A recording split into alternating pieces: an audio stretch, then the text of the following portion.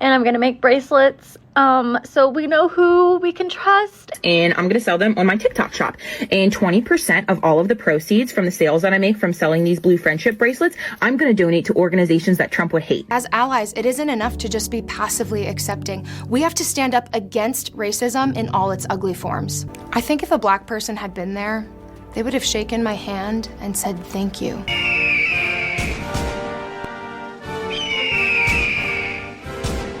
Hey, white women, sorry to rain on the pity parade. So liberal white women, ourselves included, are very unhappy with the election results.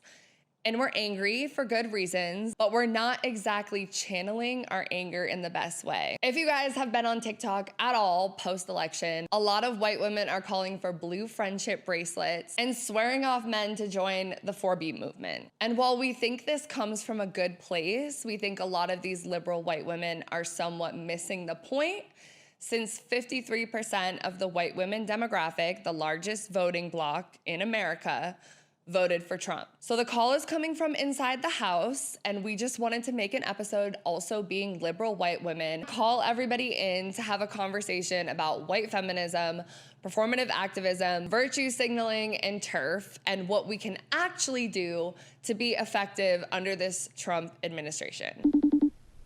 Bitch, what I was trying to say is this situation got me so wet and so dry at the same time. Exactly.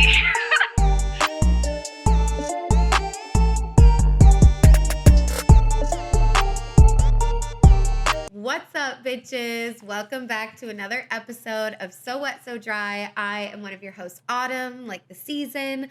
I decorated for Christmas early this year because I simply needed it, and I work in entertainment. And I'm your other host, Fiji, like the island, like the water. I am hosting Friendsgiving at my condo this year, and it is insanely stressful, and I work in social media and marketing. If you guys are new here and tuning in to So Wet, So Dry for the very first time, we explore duality through deep diving topics about sex, relationships, and personal identity, all where internet trends and reality collide. We do post polls on our Instagram for every single episode, so make sure you're following our Instagram to be a part of that. We do share the results in every episode. We are So Wet, So Dry on Instagram, the O's are zeros, and we're So Wet, So Dry on all platforms. Wherever you guys are listening to this episode, make sure you do remember to subscribe or follow. Definitely like the video or the episode. Leave us a comment. We want to hear your thoughts. The whole point of us doing So Wet, So Dry is to build community. So please comment below, share with your friends so we can keep it going. So this is our first episode back recording since the election. We did put out kind of an emergency episode directed at white women who voted for Trump, white women who are Republicans, white women who are moderates. If you are a white Republican woman who voted for Trump, go over and watch that episode, please, please, please. It would mean a lot to us. We really do want to start a conversation. And to our regular audience, we know we put out an episode last week that was all about dark romance. It ends with us, toxic relationships in the media, but that was pre-recorded. So I just want to say, hi guys, we're back. Thank you for bearing with us to have a whole week dedicated to a different audience. But this week we are speaking to you guys, especially the white liberal women in our audience. If that is not how you identify, of course, you are still welcome to listen to this episode. Please start a conversation in the comments if there's anything that we missed that you guys want us to mention. We want this to be a place to have real conversations and just do better. So I want to start us out with the 4B movement. If you guys listen to us loyally, you know that we have covered the 4B movement, decentering men, celibacy in the past, but things are looking a little bit different post-election. A lot of women are breaking up with their boyfriends. They're swearing off men, decentering men, practicing 4B. And a lot of this comes out of the election poll results, with 53% of women in general voting Democrat and 55% of men in general voting Republican. We're gonna get down into breakdown by race in a little bit, but that is kind of what we're talking about. And so let's watch some TikToks of some women that are going 4B. So many people are saying stuff like, oh, the 4B movement is just a TikTok trend. It's not going to take off in real life. It's just a fringe movement. Are they sure about that? Because both CNN and NBC have already reported on the 4B movement since the election.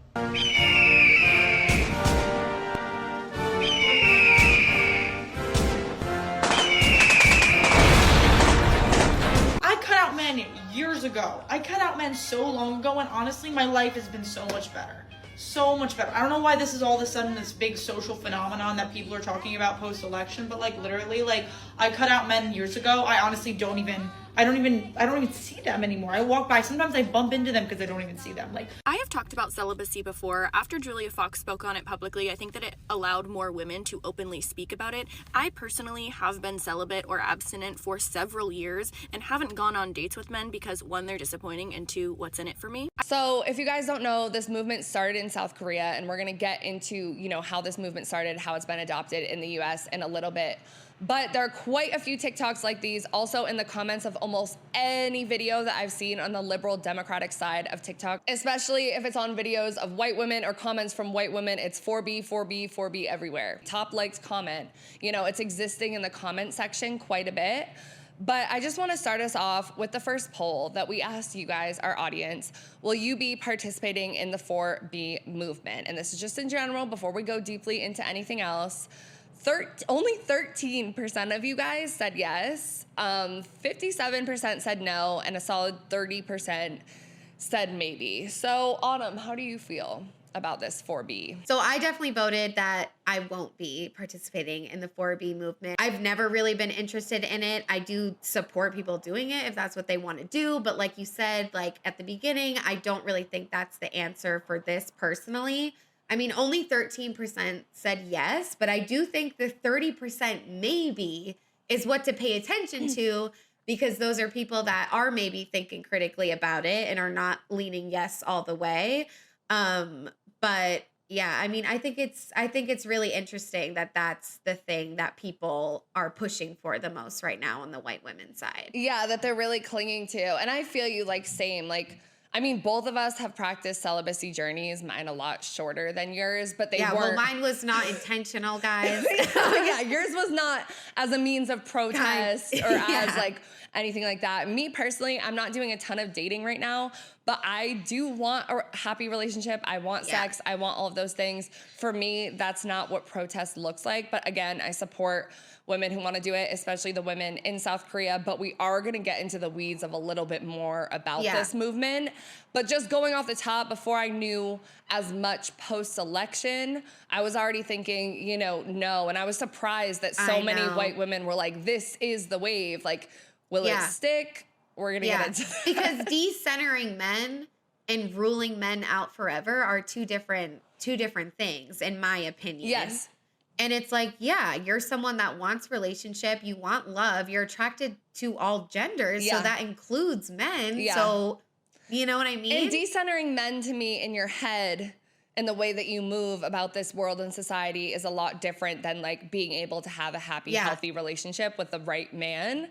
Right. So like, And decentering men to me too is like not letting men just say things because, it's like not letting them get away with that stuff, not just like killing them and dying them out completely. And believe me, there was times where we were both down. I used to talk about, we could kill them, we could get their sperm in like a million fridges across the country. Like I literally used to say that, but I just don't think that's the answer anymore.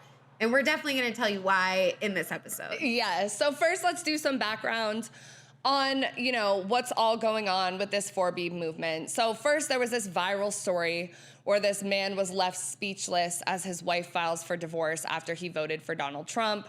There was that TikTok that we played in the beginning, but I'm gonna put a screenshot here right now. This one went super viral. It had like over 1.5 million likes, and she's like petting a cat, kind of referencing what JD Vance said about cat ladies. Yeah. And she said, doing my part as an American woman by breaking up with my Republican boyfriend last night and officially joining the 4B movement this morning. It is kind of funny. It is kind of funny. And there were a lot of women also, not just commenting 4B, a lot of white women that were saying filing for divorce papers today, like filed for divorce papers today. And we're going to get into a little bit, it's right. And it's doing tricky. It after is like, yeah. And it's tricky, right, though? Because it's like, yes, divorcing them, that's not a bad thing. That's actually something you should do. I'm glad that you're not with someone that obviously doesn't care about anyone but themselves. Yep. But it's like doing it now and then like posting a quirky TikTok about it to show that like you're on one of the good white people, like you're doing your duty. It's just like, it doesn't hit the same. Like, I look at this like it's comedy. This is not like any like active form of protest, like you divorcing someone that you probably should have never been with in the first place. But it's not a bad thing. Like, yes, you should divorce him. Like, I'm glad you're free of that. And if that's what it took to get you to this point, cool. Right. And it's always better in hindsight, right? Because a lot of women were also saying, like, you know, well, you should have been broken up with him, been divorced him. Like, this is what it takes now or whatever. And I do also just want to be transparent, guys. Both Autumn and I have dated Trump-leaning people. I will... And for me, a woman too. A woman, a white woman, and both of us black men.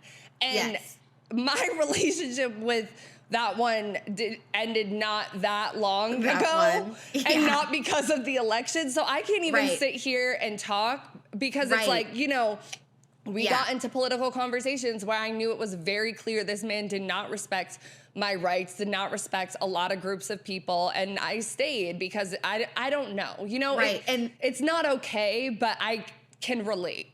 Yeah. And that's the decentering men piece where it's like, just because you're attracted to someone, you like someone, you're in love with someone, it's like that, you cannot just let it slide. And we've both learned that, like, and it's extremely difficult. And I'm in the past, not really anymore, but in the past, I haven't asked people like what their political preferences or who they voted for in 2016, like on the first date. It's like, I should have, yeah. And then it's like, by the time I learned, it was like, too I was late. already Because I don't think too I late, found but out I still till feel like that's wrong. 6 to 8 months in. And I remember that being like, for me, like one of the things where I was like, how the fuck can I be with this person? Like, our values are so different. But like, especially for someone who's married and you've been married since before 2016 and all this stuff, like a lot of things came to light during these elections. And it's like, you know, politics are a big breaking point in a lot of relationships. Like, I fully support women who want to end relationships because of this election. And even though it's better in hindsight, oh, you should have been done it, like, at least they're doing it now. Yeah. And we can even relate it to us. It's like, we should have been talking to white Republican women for the whole year, for all the time. And then something horrible happens. And then we're like, we make a video. So it's like, we get that. Like, I get that. And like, even in 2020 with George Floyd and Black Lives Matter, it's like, oh, then I'm going to make a Canva graphic about unlearning whiteness. Not before. Right. I mean, it was already happening anyways. This one was just like, we were all at home watching the news, so it felt bigger, but it's like that had already been happening, talking about violence against black people in the country. So it's like, I get that. And like, as white people, like, we get that. Yeah. But we're choosing to do better, and we hope you can too. And we're like, trying, because I feel like there's this yeah. moment in culture where there's all these white women, you know, other groups of people. We're saying everybody, but we're focusing on white women because that's our demographic. But like, that want to do something, and we also want to do something. And like, the more we're reading, it's just like, we have to channel that energy. We can't control the past, unfortunately. We can learn from it, but let's channel this in like a better direction. So I like fully support those women that did that. Claiming that they're gonna go 4B, I think, is a whole different thing. That's a whole different part we're gonna talk about. So, because that's also like, I just don't believe that. Like, you were just married for so long, you got divorced, and now you're 4B all the way. It's like, that's almost like concerning.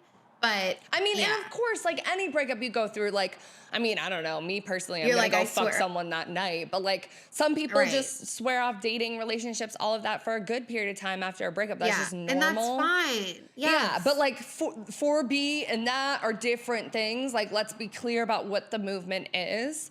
Right. So getting into the 4B movement, actually, it started in South Korea. And one of the events that kind of led to the beginning of the 4B movement was the murder of a young woman in a public toilet in Seoul's wealthy Gangnam district in 2016. The assailant was a 34-year-old male with a history of mental illness who later testified to police that he had stabbed the woman whom he did not know because he had been shunned by women in the past. So this is kind of what you can think of as the South Korean version of an incel that we have in America.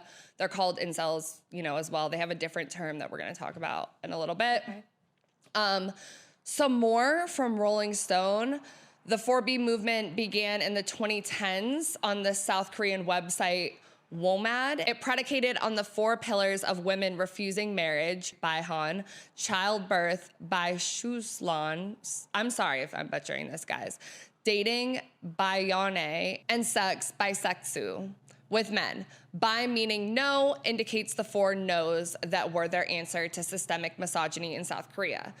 And you know, white women have since posted videos of them shaving their heads online, which is another thing I forgot to mention. We have gone full out in support of this slightly more intense 6B14 movement, which has an added 2 Bs being by SOBI, no consumption of products that endorse misogyny or engage in sexist marketing, and by DOPE, solidarity between unmarried women. So kind of like forming communities of women where they're like living together and working off of each other. And as far as the sexism landscape in South Korea, abortion still remains an illegal gray area. Abortion pills are currently illegal, with the government blocking access to overseas pharmacists, but abortion itself was decriminalized in 2021, so they do have, you know, more access to abortion a little bit than we do. The current government has eliminated words like women from policies addressing women's rights, meaning there aren't any legislative oversights specifically addressing women's needs. And on a day-to-day basis, there's a sense of intrusion and lack of autonomy. One South Korean woman says there's a huge spy cam issue in South Korea. Spy cams are prevalent in restrooms, hotels, Airbnbs, etc. They were even found in elementary school restrooms. If you go to a female restroom, in Korea, you will see tissue paper stuffed in any hole and crevice in every stall. That's the kind of quiet distrust you feel around you as a woman living there. And then a little more at a systemic level, women are regularly asked about their plans for pregnancy and marriage in job interviews. Divorce is seen as very taboo, with the blame falling on the mother and prejudice against the children. Raises are harder to come by for women, which often means they must become dependent on their husbands for income. There's also the glaring societal pressures to chase vanity, status, and rigid beauty standards. South Korean passport photos are often freely retouched, while injectable procedures can run as low as $19. In 2017, the government attempted to outlaw the hiring practice of asking applicants to include headshots on resumes, as appearance and attractiveness was often a factor in the hiring process. And then there was also a fringe feminist movement called Escape the Corset that arose in the 2010s, specifically addressing the pressure Korean women felt to constantly adhere to beauty standards. But they also say in the article, this doesn't mean that the movement is widely accepted. 4B is controversial even among the women in the country. South Korea has held the lowest marriage and birth rates worldwide for the past 20 years, with the government and corporations offering hefty cash incentives for couples to have children, but it's difficult to pinpoint just how much 4B is a factor in the steep drop. Critics have called 4B a fringe movement, saying very few women actually participate. The movement itself has been criticized by other feminists for being transphobic and homophobic, peddling TERF brand feminism. The movement claimed to have just 4,000 members in 2019, while the subreddit still sits at only 13,000 followers. And one woman from South Korea said she's not entirely sure how it's being perceived in other countries, but hopes that people can understand why it's happening at all. She says, I hope it's seen not merely as a boycott of men, but as a journey for women to step away from relationships with men and take time to understand who they are, what they like, and how to live for themselves. So kind of that decentering men kind of situation. So with that in mind, the whole thing hits a lot different. Yes, exactly. Because who's talking about that part? Exactly. And I think now I feel sick to my stomach a little bit. Yeah, it's a little bit like we have sensationalized it in America quite a bit when you look at the actual numbers. I mean, 4,000 members in 2019. So we can assume it's grown a little bit in South Korea. Right. And then the subreddit was only 13,000 followers. And I did find a video from a woman from South Korea. And first I found her TikTok, which I'm not going to include. I'm just going to summarize what she says in her YouTube video, because I watched her TikTok and then I went to her YouTube video to kind of get the full context.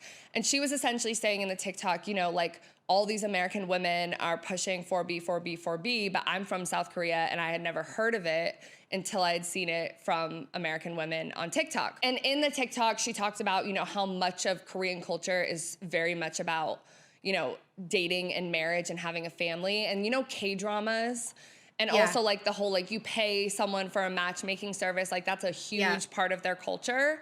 Okay. And she got a lot of hate on this video. Also because she called women of 4B misandrous. And we're going to talk about that a little bit. If you guys don't. What does misandrous mean? So misogyny is the hatred of women. Misandry is the hatred of men. Oh. Yes. Yeah. Is that, how did I not know that? You've I don't probably know. heard it. You just, I mean, we say it less. Like we say familiar, it less. Yeah. Right. So she made this YouTube video because she got a lot of hate on the video, right? From American women saying like, you don't know what you're talking about. You must be removed. You're a male-centered woman. Like they were going in on this poor woman, right?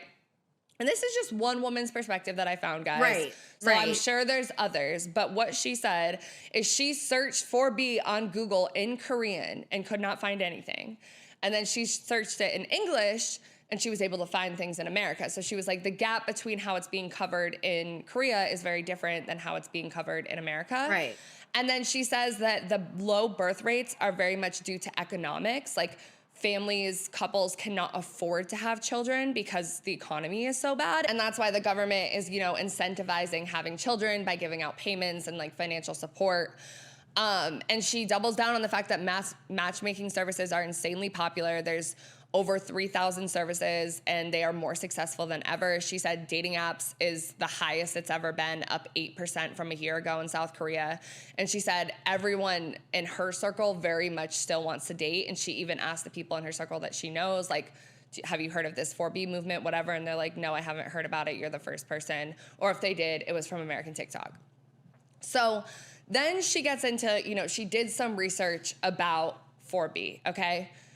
Okay. And there are these two groups called eBay and Magalia. And Magalia is the feminist side of things, and eBay is the incel side of things.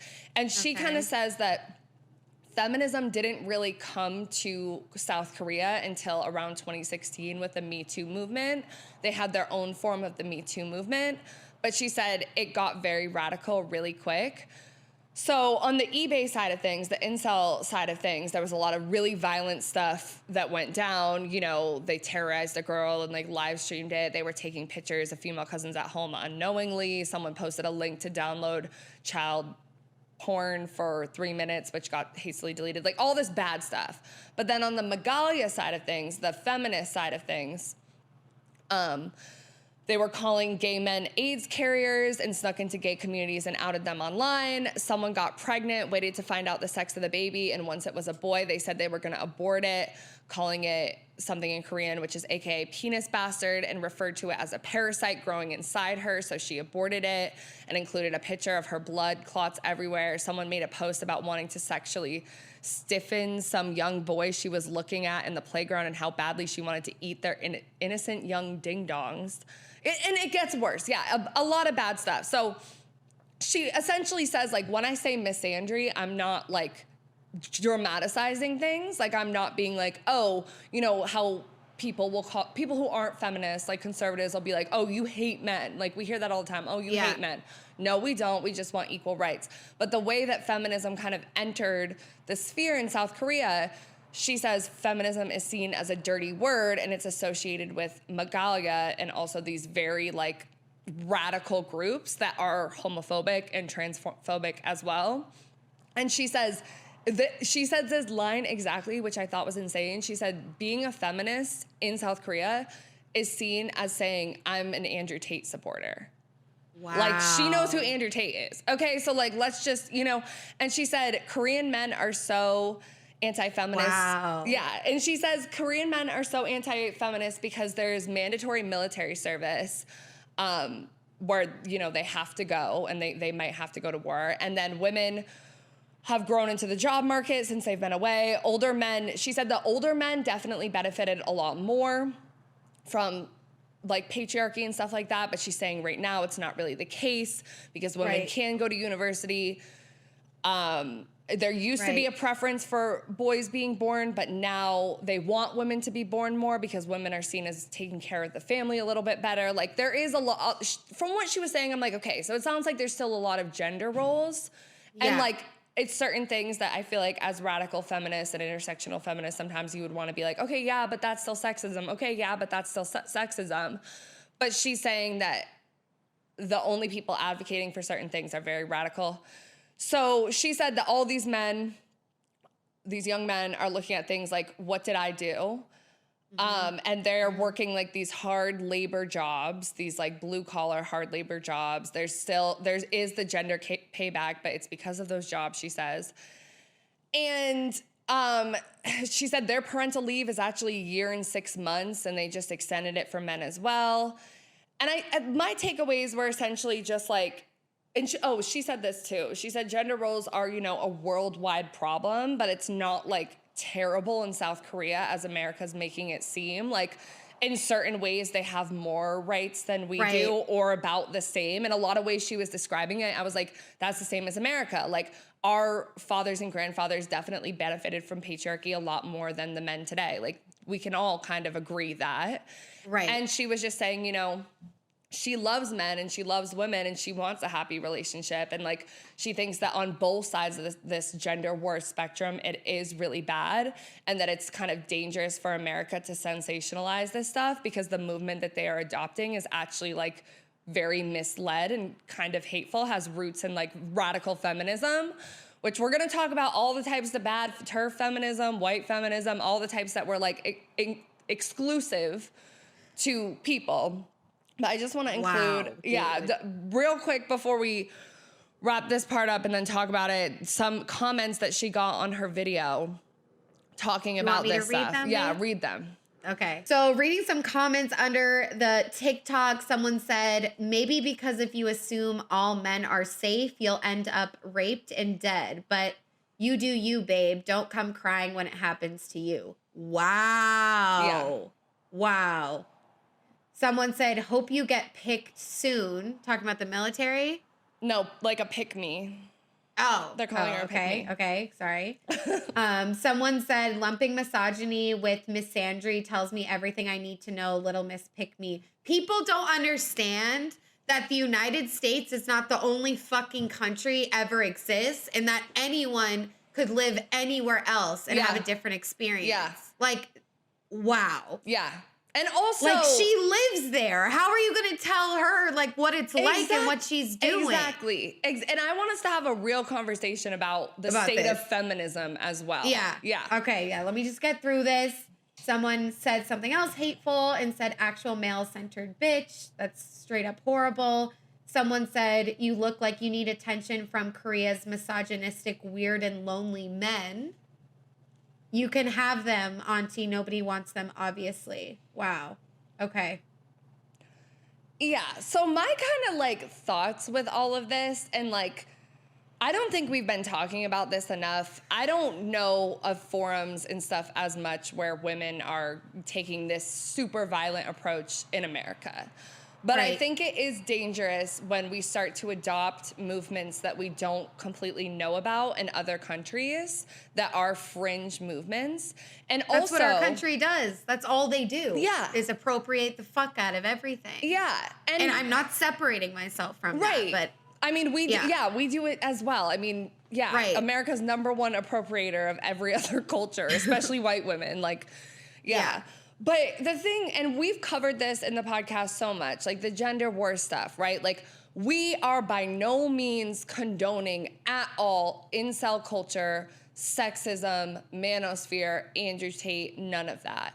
But we also cannot continue to just point the finger over at the men and be like, everything's your fault, you're a piece of shit, blah, blah, blah, when they are not the ones that built this society. And it's so funny because it's like, she was saying a lot of the same things. Say it louder for those in the back, babe. She was saying a lot of the same things that I'm like, I feel like we feel, a lot of women feel, where it's like, there's all this pressure. Men are trash. The Me Too movement brought on this whole wave of like, decenter men, 4B, we're doing all this stuff. Men are the common enemy. And white women are the biggest proponents of this. It's like, let us remind you guys, the problem is the system. The problem is the system. Are those white men being, brainwashed by Trump and the right? Yes. Yeah. But I feel like we're missing the plot. Right. And is some fault on them for not doing better? Yes, absolutely. And like we know the dangers of actually hating men and swearing off men and just treating them like they're there for money. Like we know those dangers and how low that can actually make you feel. And I think I would be like, yeah, fuck men if I didn't like know those fucking dangers, bro. Like I really do. But it's like, that is just seriously not the answer. And coming from us, like, and me, like, I used to literally hate them, but I didn't hate men. I hated the system and what it does to, like, everyone in the world. And, like, it's actually, like, we're already so segregated as a country. Like, we're not united at all. We're so divided. And, like, the answer is to divide us even more. Yeah. And it's like, as we've said in other episodes, and as we're going to say again and again today, like Black, Indigenous, people of color, trans people, like I fully believe with my whole chest, like they have the right to rule bitches out that like act crazy like this and are not actively trying to. Yeah, their safety is more at risk. Exactly. But for white women, we cannot be like, oh, we're swearing off all men. It's like, and white men included, like, we're never going to talk to them again, when that is like literally what we need to be doing. It's like, okay, we want to pick. It's almost like excusing ourselves from the problem, right? Like we said in the beginning, 53% of white women voted for Donald Trump, are putting their whiteness before their womanhood, which white women have done throughout history. And so we want to sit over here and point at white men and be like, you're the bad guy, you're the problem, you're da-da-da-da-da, and create this divide when we are actually far closer to like power and privilege as them. Right. And you know what I'm saying? Like those are our communities. Basically fucking there, bitch. I know it's hard to understand, but like we really are. And it's like historically, it's like white women have enabled white men forever. Like literally forever. It's like we're no better than them at some point. Yeah. Like we're really not. And it's like, saying they're the enemy is just not the answer at all. And ruling out a whole gender, because I know it like hurts for me to say it, but like some men like really are trying. Like they really are trying to be better across all ethnicities, races, whatever. Like they're not all bad. So it's just like, you can't, and it's I know some of these bitches, maybe not all of them, but some of them love their dad or their brother.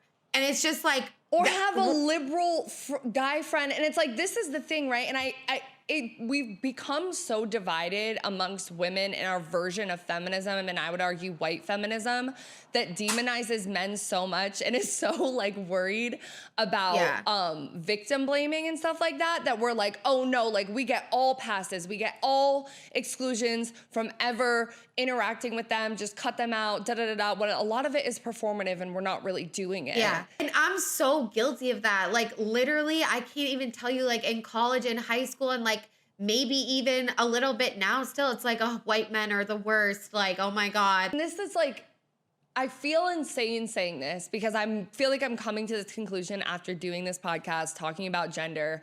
Now we're talking about whiteness, all of this stuff. It's like the manosphere, the right, they have insane, extreme ideologies, right? But I think we can all agree that there has not really been a space for white men in this culture that is like accepting on the left. Like there really isn't. All the podcasts that are celebrating their masculinity, positive masculinity in any forms, are on the right. And if we just continue to yell, you're trash, I'm not dating you, I'm not fucking you, I'm not until you get your shit together, we are pushing ones that could have been allies further away because we're stonewalling them. And I also I want to acknowledge that I know this is a lot of the rhetoric that the right uses as like feminism killed, you know, the nuclear family and blah, blah, blah. Like, I don't think that's what it is. But like, I think our feminism in general is, especially white women's feminism, is in a tragic place right now. Yeah, no, it's counterproductive. Like, it's counterproductive. And I don't know if you told me this, we said this in an episode, but yeah, it's like or I watched it somewhere, but some of the first pieces of media that like 12, 13-year-old boys watch is like thou who shall not be named in the manosphere shit. And it's like, we're actually creating such a dangerous world, like by not even giving them a chance and just like them thinking that we hate them already. And we are not talking about like horrible, abusive men. Like that, yes. Like we do not want to be a part of them. It's like, no. But we're talking about like your average, like white person. It's like, we cannot just rule them out and never talk to them again. Like that is, we're setting up such a dangerous world, even more so than it is now. Yeah, because it's like, are white men gonna fuck up? Like, are you gonna be in a room and a white man's gonna say a sexist comment? I'm not saying excuse that comment, but yes, we can assume they're probably gonna do that based off of what they, but call them out and correct it. Like, to me, it's the same as whiteness. Like, when I'm with my black friends, do they know me being a white woman might fuck up? Like, not unlearn my whiteness enough might fuck up. Are they still accepting me with open arms into their community and giving a space for me to learn about them and grow with them and all of that stuff? Like, why are we as white women, like, I think it's just a place of privilege, so, like, stonewalling them. And it's like, even if you're not there yet in terms of your dealings with white men, like, and I'm not saying date them. I'm not saying you need to go fuck them and date them to all make this better. Like, I'm saying simple conversations. And Trump supporters is very different than your average, like, white liberal man, like, whatever.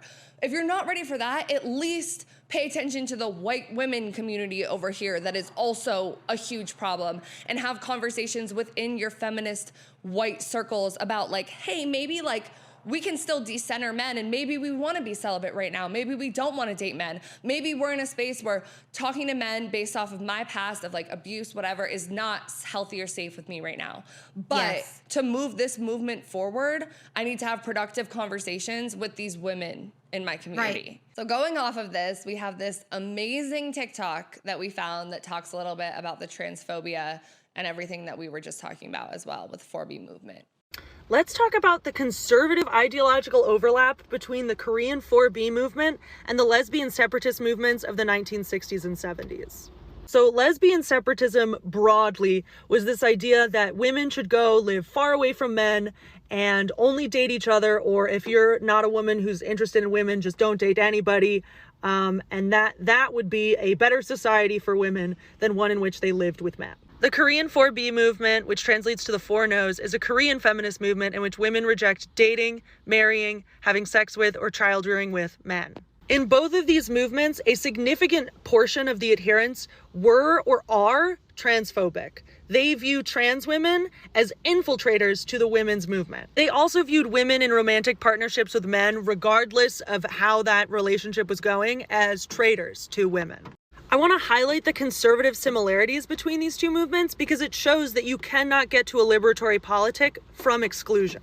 We as women cannot liberate ourselves from patriarchy simply by excluding men, nor are we entitled to safety and comfort away from patriarchy at the expense of anti-patriarchal men who will still be suffering under patriarchy.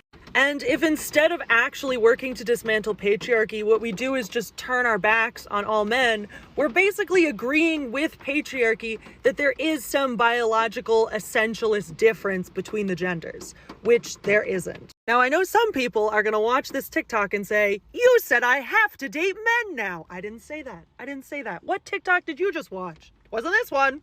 What I am saying is that women can uphold patriarchy, men can oppose patriarchy, and no amount of sorting ourselves into silly little groups is going to free us from systemic oppression. And this is honestly why I love TikTok. Like, this person is really fucking smart, and the way that they were able to put it into words just about these practices of exclusion on different groups of people within one big feminism picture upholds patriarchy. It doesn't dismantle it at all, even though, you know, with some of the 4B TikToks and the blue bracelet videos that we're going to get into, it's like you want to believe that it is well intended and they do want to dismantle those things, but it's actually not. And it's really not. It's like actually making it worse and saying like what the TikTok said, that you agree with the patriarchal belief that men and women are different and things like that. So yeah, the way that they said that and were able to articulate that, that is really a place that I would like to get to one day, because I agree with that, but I don't think I could have come up with that particular sentence on my own yet. Yeah.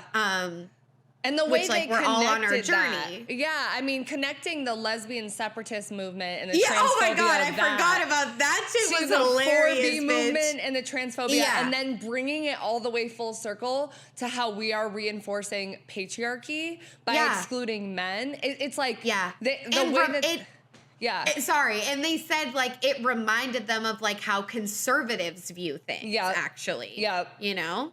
So. Yeah, I love that TikTok. And another one that I just wanted to talk about in terms of exclusion and not doing the thing that you think you're doing. I found this TikTok from this woman talking about the 4B movement and shaving heads and how this is fucked up as well. So this woman started with saying to the women shaving their head for the 4B movement. You say you're shaving your head so, quote, men won't want you. But does that mean that men shouldn't want women that have struggled with hair loss due to alopecia or chemo? Your actions are very selfish and it's only affecting the women that have struggled with hair loss. Should we not be able to feel loved by a man? Should men not want us because we're bald? Y'all are making it seem like being bald is a bad thing, and it's really aggravating me. People make fun of bald people on a daily basis, yet don't want to be made fun of for being overweight, quote, ugly, etc. I have fought too long and hard to normalize bald women. Us women with hair loss don't take your words kindly, and in fact, you're definitely making it harder for us to feel loved. So please, before you go shave your head, think of the women who have went through traumatic experiences, losing their hair, learning how to love ourselves again, allowing others to love us, and actually feeling loved by others. Y'all are undoing the work bald women have worked so hard on. Wow. I'm going to be honest. I didn't even know about the shaving your head videos. And yeah, that's really bad. Yeah. And it's like rejecting these feminine beauty standards or whatever by rejecting them in protest and, you know, making yourself quote unquote ugly to men. Right. You're cutting out an entire group of people and also calling them ugly. So therefore by excluding them, you're reinforcing patriarchy. And I saw this other video by this woman too that had a shaved head, and she was like, guys, don't shave your head because I shave my head and men want me just as much, if not more. Like, they low-key have a fetish for it. And that's true. Like, in the underground, there's hella, like, girls and non-binary people with shaved head. And I swear the men go, like, crazy for that shit. Like, it's a fetish. So it's like, you know what I'm saying? Like, but when we do these acts, it's so centered in our experience as white women, you know, and I know it started in South Korea, but I'm focusing on how it's played out in America. We're so focused on our experience as cis heterosexual white women, able-bodied women, that it's like you're fucking over the people that you say that you're in solidarity with. Like, it doesn't make any fucking sense.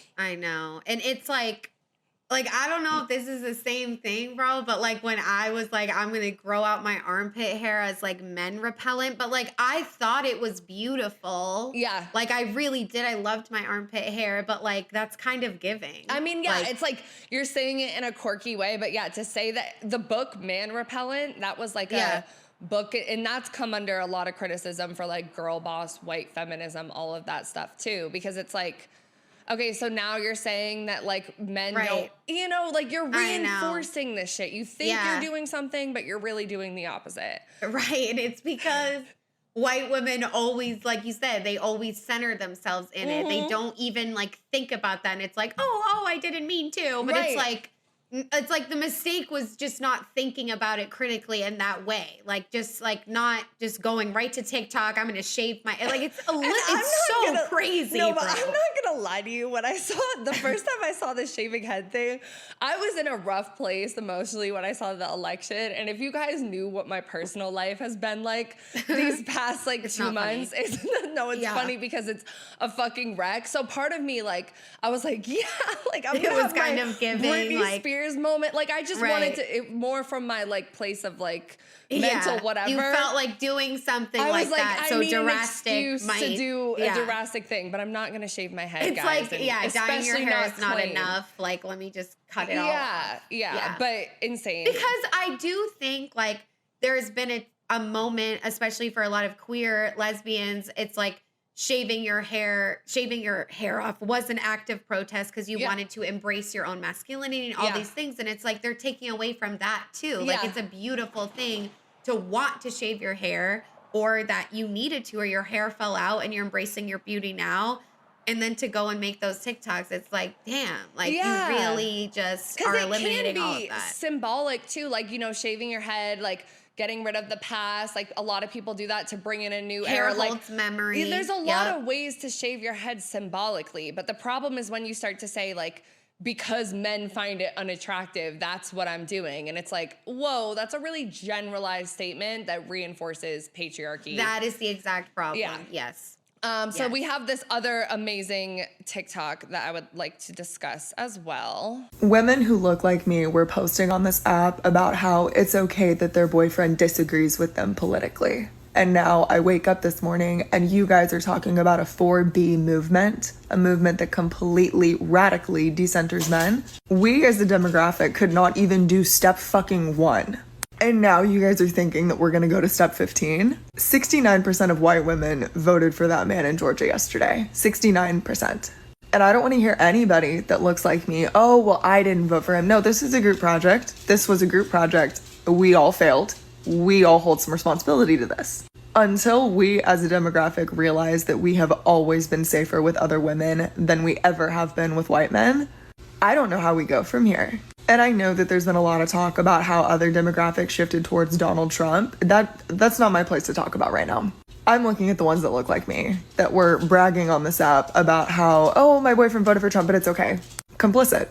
That is really the only word. And at this point, you can't even say that it's ignorance. It's not ignorance. Emphasis on it's a group project. Yeah. That's what I've been trying to get across in my TikToks, in my own brain.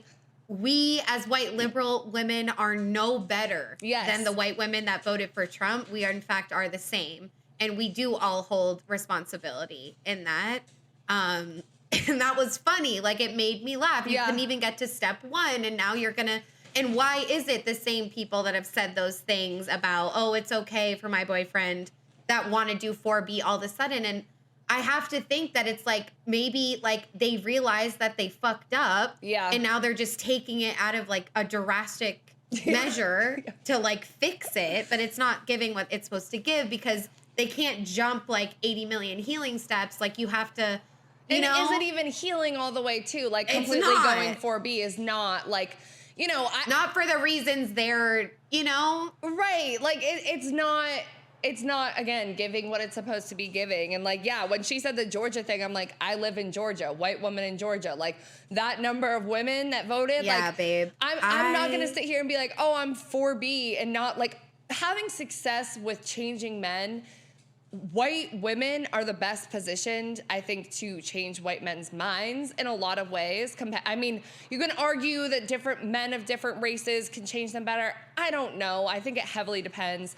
At least white men are like, you know, more close to our communities, families, all of that. I think we are the best positioned, honestly. And it's because of white supremacy and like how we say our whiteness is bigger than our woman. Right. So that's why we are the ones that can change their mind the most. Yeah, exactly. Or another liberal white man to a Republican white man. Exactly. And even if you don't want to like start there with the white men, like focus on the women first before we go pointing the finger at over there, and before we go like, you can't change that you didn't break up with your boyfriend and maybe you do want to break up with him now, great. But like jumping to that before you like maybe talk to like the bitches at brunch or something which we have a TikTok. I stole that from the TikTok that's coming up in a minute. Really? Yeah. That's funny though. I like that though. The bitches at brunch. That's real. Right. So that's real. So we're going to get a little bit more into the 4B movement, but we're going to talk about white feminism, which we've already been talking about, but we're going to get into it more. And first, I want to put on the screen this demographic breakdown, and you see that 60% of white men voted for Donald Trump, and what is it? 37% voted for Kamala Harris, the biggest demographic. And then I'm looking at men specifically. Latino men, you know, pretty fucking high as well, 55%. There's an epidemic among Latino men as well, but we're not really focusing on that right now. And then black men, you have only 21% that voted for Donald Trump and 77% that voted for Kamala Harris. So when we're talking about decentering men, like, where do black men play into that? Like, I didn't see the demographics for Asian or Asian Pacific men or anything like that as well. But, like, again, whiteness. We are only seeing gender with whiteness. We're like, men are the problem. Fucking less black men voted for Donald Trump than white women. Guys. I know. And that's what I've seen a lot of TikToks too, and a lot of people of color, black women, saying it is so clear that you only see white men, because why is it 4B rule off all men? It's, you really mean white men. It's like, I guess you don't date men of color or something. And it's like, that's something so obvious to people of color, and white women are not able to see that. You know? I'm not gonna lie to you, because like I said, last man I was with was a black man that I wasn't with him when the election happened. I don't think he voted. I highly doubt that he would have voted, but he leaned towards Trump. So I, in my head, had a false perception based on my circle and his friends who was voting for Trump too. So I honestly was categorizing all men as, oh, it's an epidemic among black men as well, based off of my circle. And so it was relieving to see these numbers, and also was a wake up call for me to be like, bitch, get outside of your fucking bubble. Like, you know, like I was excusing it to a certain degree because I was like, oh, like it's his experience. It's but I'm like, that is not the predominant thing. Like, I just happen to be with one of the fucked ones. Like, you know what I'm saying? Yeah, and it's like, it's at a white woman being with a black man, you have the tendency to excuse it a little bit more, just like, because what you said, it's like you'll never be able to understand his blackness fully and his experience. And so who are you to be like telling him about what Donald Trump's racist ideologies are? He genuinely thought that Donald Trump would do better for black people in America. Like, that was his belief, and that is why he voted for him. I think that's false. I can't really speak to that as a white woman, but like, it was a little bit more iffy. But it's also like, looking at these numbers, I'm like, okay, because I felt like I was going insane a little bit in that relationship. Like, oh, I don't have the right, but also I know in my heart that this is incorrect, and none of the black women that I'm around are voting for Trump at all or anything like that. But it is like in the your 22%. Yeah, the very small 22%. I mean, look at this graph, guys. Like, it's really insane. Like, white women 7% of black women voted for him. Yeah, like, we're like, Latino men beat us out by a couple percentage that voted for Trump, but like, we're right up there in the top fucking 3. Black men aren't even close. Yeah. You know, so it's just... So which men are you ruling out? Right. So we asked... Like, just be honest about that, though. Like, if you're... You know what I mean? Just be honest about that. Because it really... Like, the othering and all this shit, like, it's loud as fuck right now. I do understand it to a degree. Like, I will be so honest. I didn't really realize people saying 4B, and, like, having men be generalized when they're really talking about white men. I didn't really even peep that until a woman of color made a TikTok explaining that. And I was like, oh, shit. Like we're no better than you. Like, literally. Honestly, it's like we have those oh shits and like, I'm so stupid, but it's like, no, we're just like learning, we're growing, like we need to just do the work more and think about it more, not just like every time a fucking catastrophe happens. Because catastrophes are happening every fucking day. Right. They're just like smaller because we're all little ants and we don't see it. Yeah. Or but we it's have happening our every single day. Yeah. So we don't need to think about it. We don't. We have to choose to do that. Like, BIPOC people don't get to make that choice. Right. So the next poll we asked y'all was, do you think liberal white women center themselves too much in their advocacy? 70% said yes, and 30% said no. I definitely think, like, as a white person, like, living under and actively contributing to white supremacy every day, it's like you have to make the active choice not to center yourself. Yeah. So yeah, I think they do. I think I've done it in the past. Same. And maybe and probably now, continue like, to learning. on accident. Yeah. Like we're actively unlearning it every single day. Actually today, I think I did it. Like in a conversation with two people. Right. So it's not like we're not laughing because it's funny, but because it's like, like we got to take ownership over it. And it's like, I don't want to make I'm done hiding that shit because it's not like, no one's looking down on you like, oh, bad job. Because if you don't fuck up and if you're not able to articulate like what your first thought is when you think about this shit, like you're not gonna unlearn anything. Like you literally have to do that.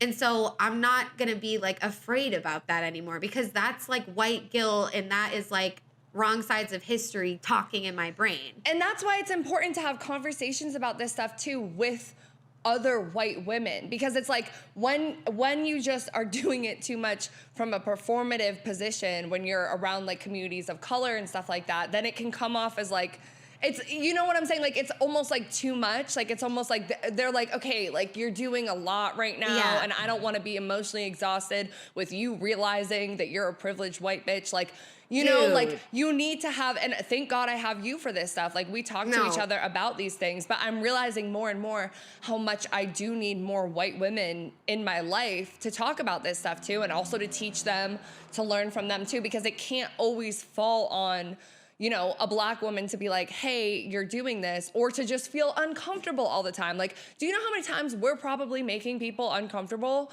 not even realizing just by it? existing? And then they just like, they're just so used to it, like tired of it, that they just don't want to say anything because they just like, you know, that's who, just like we are with men, you know? So it's like, put it into perspective. We're doing the same shit. And I also do want to say, like, I don't want you guys to think that I'm just like checking who voted for what, because I really don't care like individual names or like anything like that. But when I was taking a scroll, like a gander through the polls, I did notice that the majority of the profiles that voted no were white faces in the profile pictures for this poll, and for ones coming later too. Oh, on Instagram. On Instagram for the polls, yeah. So I'm just saying, like, the gap. The gap in understanding, like, white women thinking, oh no, I don't center myself in my advocacy, versus you are. Was some just like by saying you don't, you some are. color differences in the polls. That's very not completely. You know, I think some people know, but some people are a little bit oblivious. Yeah. And we're not literally judging anyone because we do it. We've done it. We do it too. We've done it. We do it. And like all we can call on is like for ourselves to continue on learning and do better, and like expect that from other white women too. Like you can be not judging someone and still like check them and call on them to be better. Like our feelings getting hurt. It like, no, dude. Like, no more feelings getting hurt. It's not about our individual souls. Like, it's literally like, and it's okay we are if your white feelings women. get hurt, but deal with that shit, you know, like not privately with your dog. Like, yes. Right. And not it's making okay, it someone else's problem, bro. But we have a couple of TikToks from people talking about this as well. I know we've all been seeing the statistics that have come out about which demographics have supported Trump. And I know there's been a lot of generalizations made. I've seen so many women, specifically white women, which is weird, talk about how like they're not going to get with any men. They no longer fuck with men, like the 4B movement, which I feel people are using too loosely. But along with that, it's so fascinating, right? Because the dissonance that white women have with their own demographic, like, if anything, you should focus on white women more than anything, because they have consistently been one of the, if not the biggest demographic to vote for Trump. But along with that, when you generalize men, it just shows that you see them through a white lens, because black men showed out in record numbers for Kamala Harris. Along with that, so did the LGBT plus community. So that means any man that is categorized as transgender, bisexual, pansexual, any facet of identities did not vote for Trump.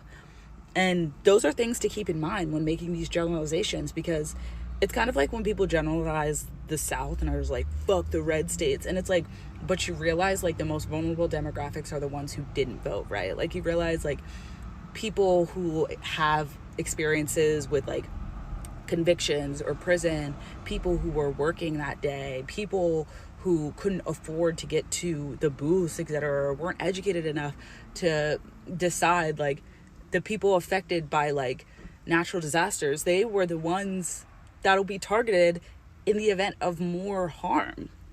And they're the ones that are in community with you. So just some things to think about. My question is for white women specifically, right? Looking at this election, 2020, 2016, what is the version of the 4B movement for your best friend, your aunt, your sister, your cousin, right? Like all the white women who continue over and over to choose their whiteness over their womanhood as their best interest. I'm just asking. But anyway, all the rest of the women, very wise to be practicing the 4B movement. And I know when you said it earlier, you were referring to this TikTok. Yeah, and literally, I love this creator. Same, like, what is it? Basically, Betsy and Frederick T. Joseph. Like, shout out to both of you as creators. And then there's another woman later down in the episode that also, like, opened my eyes to shit, because I'm not gonna sit here and act like I looked at the polls and I was like, that is my initial thought. Like, it was seeing other people's content, and then I was like, oh shit, like, this needs to be a conversation. And I think that's what inspired both of us to do the white women who voted for Trump episode. And it's, in hindsight, like you said, we should have done that pre-election. We should have been doing this. We should have been talking about these things. And you feel, again, like the white guilt of, like, fuck, I should have, like, been doing it. But, like, these a lot of what's inspired this episode has come from Black creators educating us, you know? Yeah, and it's like I wanted to completely exclude the white Republican conservative people from my life. Like, those same exclusionary practices that we were talking about that white feminism does, like, I hated them. And, like, it's hard not to hate them, you know, because it's hard to understand, like, how they voted that way and how they feel that way. But I do think actually, like, learning from them, like, why they did, even if you still don't believe in it, like, has helped me a little bit. Yeah. And just, like, feeling like it really is, like, my role, like, in this society to not exclude them and actually, like, invite them in. Not every single day, but, like, not completely exclude them. But Betsy is a fantastic creator, and they consistently talk about political issues, social issues, all of these things. So you guys should definitely follow them. But yeah, the other TikTok is like, why putting your whiteness before your womanhood. And it's like, maybe they like feel more protected, like if they go that way, even though it doesn't make sense. Well, and even, or they can maintain their unearned privilege that way, or. And even like this TikTok was interesting to me because he's almost like saying like, okay, what is the version of 4B for the white women in your life, like your white aunts, and like 4B we know is all about exclusion. So it's like, is he saying that like we should be excluding them? And so that, I pulled some of the comments from that video that we'll just put on the screen. And somebody said, baby, I cut people off in all areas so fast these days. I no longer accept, agree to disagree. I would rather have 0 friends than those people as friends. Another woman said, my closest friends and I are on the same page. It's the acquaintances that seem like good people that I know I need to keep at an arm's length now. I will smile and be polite, but that's it. Someone else said, I cut them out. I took the morning to grieve, and then I started cutting out liabilities. Someone else said, lead by example. I broke out of the conservative bubble I was raised in. If I can do it, so can they. It just may take more time. I know that's not the answer a lot of people want to hear. And I just like, I don't know, like, because I think the version of 4B, at least for me, that I know that I've been practicing with the white conservative, moderate, Republican, Trump-leaning people in my life is to 4B them, cut them out. I don't talk to them, maybe see them at holidays, probably get in an argument with them. But even then, I only go home for holidays, like rarely. And it's not that much of my family. But like, I don't, even seeing this, like the one where she's like, I will smile and be polite, but that's it. I'm like, completely defeating the whole fucking purpose. Like the solution is, I think, to call them in, you know, like not to cut them off. And just like we said, exclusion doesn't work with the patriarchal stuff. I don't think it works with this either. Like, you have the privilege of like just being like, oh, we don't talk about politics. Like, it's fine. When you have more of an opportunity to make change in these people's lives than maybe anyone else does. And the level of discomfort you might feel doing so doesn't even compare to the level of discomfort that trans, queer people, BIPOC people feel just like walking outside. So it's like, think about it like that, you know? Yeah. And the last comment, the woman said, I came out of the conservative family that I was raised in. If I can do it, so can they. And I like that. Like that, honestly, I believe that they can do it too. And you can't do everything to make them go out of it. Ultimately, it does have to come from within them to want to do better and want to unlearn all the fucked up shit that hasn't even really been serving them in the way they might think it has. Yeah. But like the least we can do is try, right? Like it doesn't because seem it's like, that to me, bad. even like blocking those people, to me, is like, will that prevent, especially for us as people who have a platform that post a lot of liberal stuff like on the daily, it's like, that blocks them from seeing my content when like their algorithm won't generally let them see it. And so even if it's not like I'm having a Sunday dinner with all the white conservative people I know to have a real conversation about stuff, blocking them is still creating like another divisive wall between them being able to even engage with the other side on their own. And I think that is like the minimum to what we should be doing, you know? And I'm not saying go out to your most fucking January 6th uncle and be like, let's have a chat. And then you're not really safe to do that in certain senses. But there are people that, like this woman said, you can just like be polite about it, keep it at an arm's length, whatever. Like maybe not. Maybe invite them to brunch, have some casual conversation, and then like tiptoe some lines, like put it in a little bit, you know? And I feel like you can kind of tell if someone is like a truly evil person or if they've just like made a lot of mistakes and are or they're like not educated.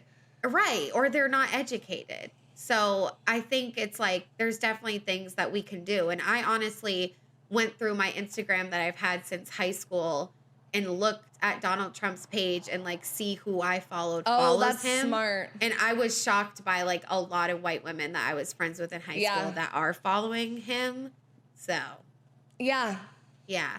Also an ex of mine refollowed him. So that's crazy. Anyways. I mean, I didn't want to look at that. I was just like, I'm just going to see. But anyways, so maybe I should like reach out to those friends and just like see why, like not yell at them. Like, you know what I mean? But like start a conversation. I mean, I've been having a conversation with a conservative woman that I used to be best friends with in high school. Like we used to party all the time together.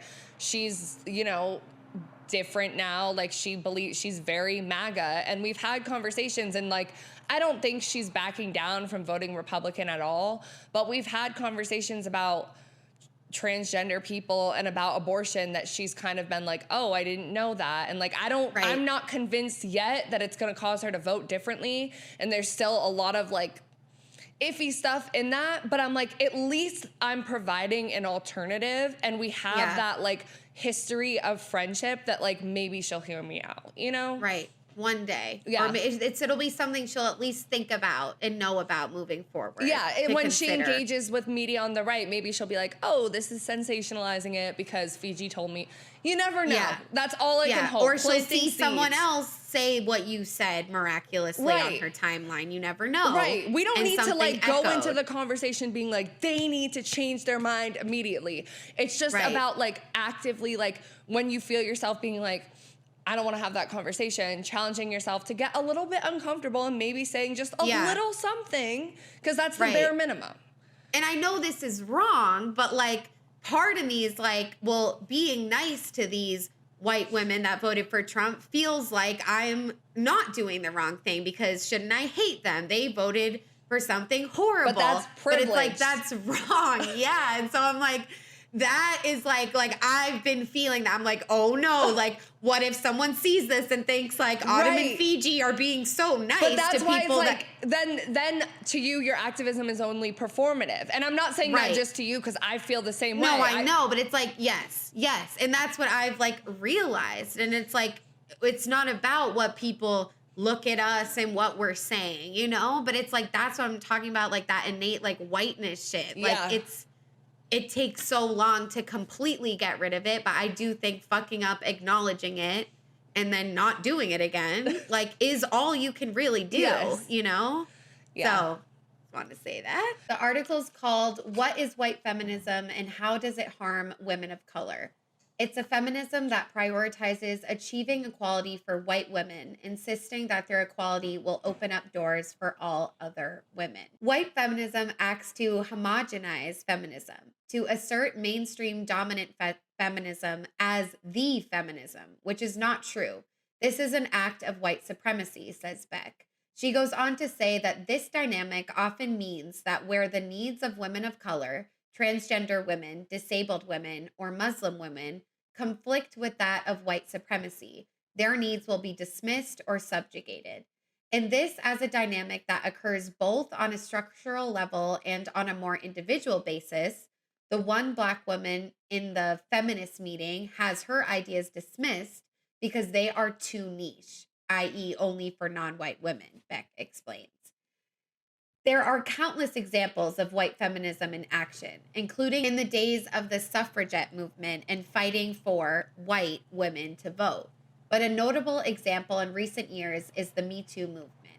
This was a movement that became headline news in Hollywood in 2017 after allegations surrounding Harvey Weinstein began to emerge. But the prominent voices in this movement were famous, privileged white actors.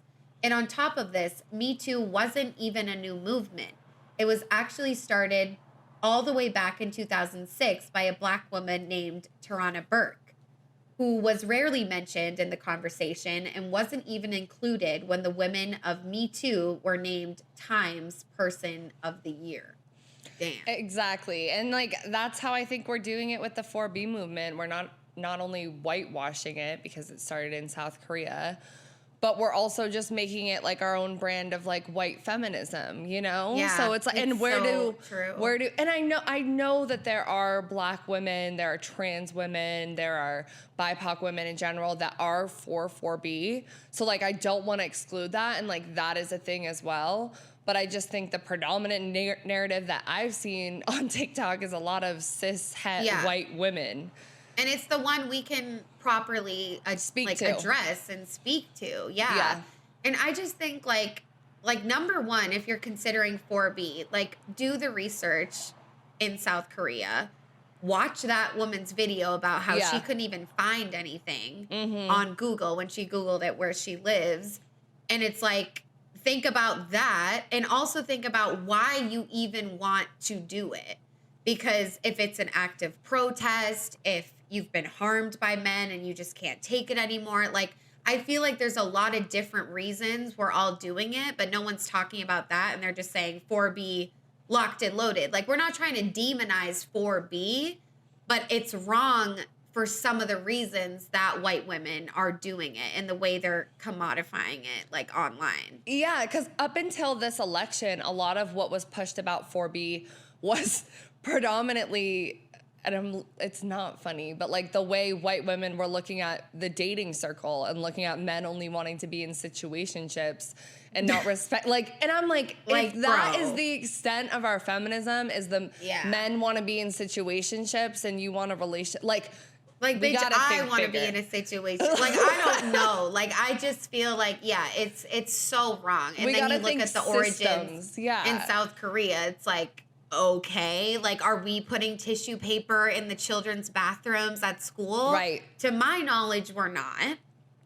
And even South Korean women in South Korea think that the movement is exaggerated. Right, even so. And so it's like, it's not the answer. It's not going to achieve this unified equality white feminists so speak that they want, you know? It's reinforcing patriarchy. The term white feminism is honestly crazy because it's like if you just look at me like walking around, bopping around in the street, it's like I am kind of the face of white feminism. Yeah. Like we all are. Like you can't hide from that. And no blue bracelet is going to make that better, bitch.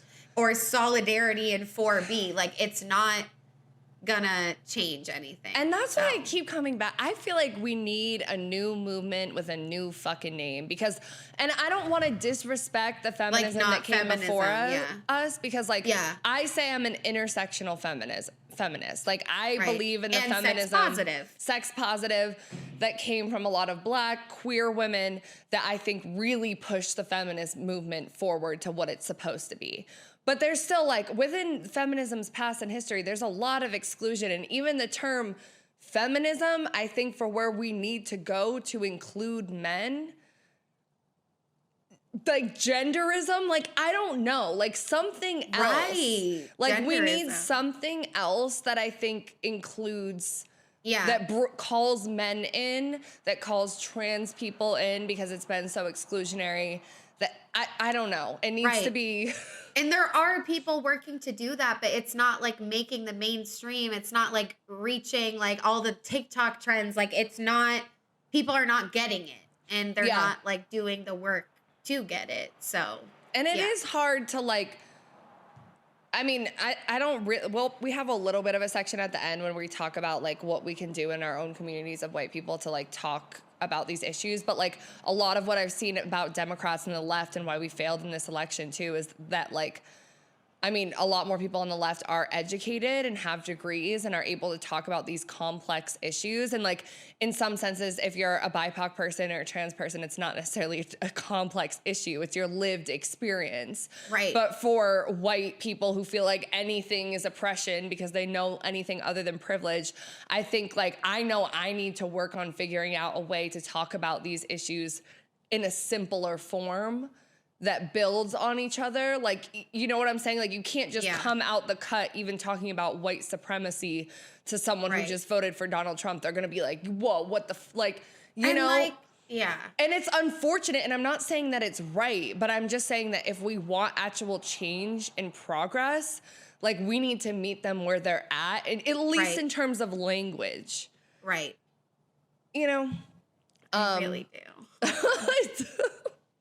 So next, we're going to get into a little bit of Trump's version of feminism, which I know sounds insane, but Trump has used versions of white feminism and TERF in his campaign, which is kind of crazy when you pull back and think about it. But this is why we need to engage in the feminism that we're all practicing. He's also said he loves women before and women love him. Like, exactly. He has tried to appeal to women voters in particular ways. Crazy, bro.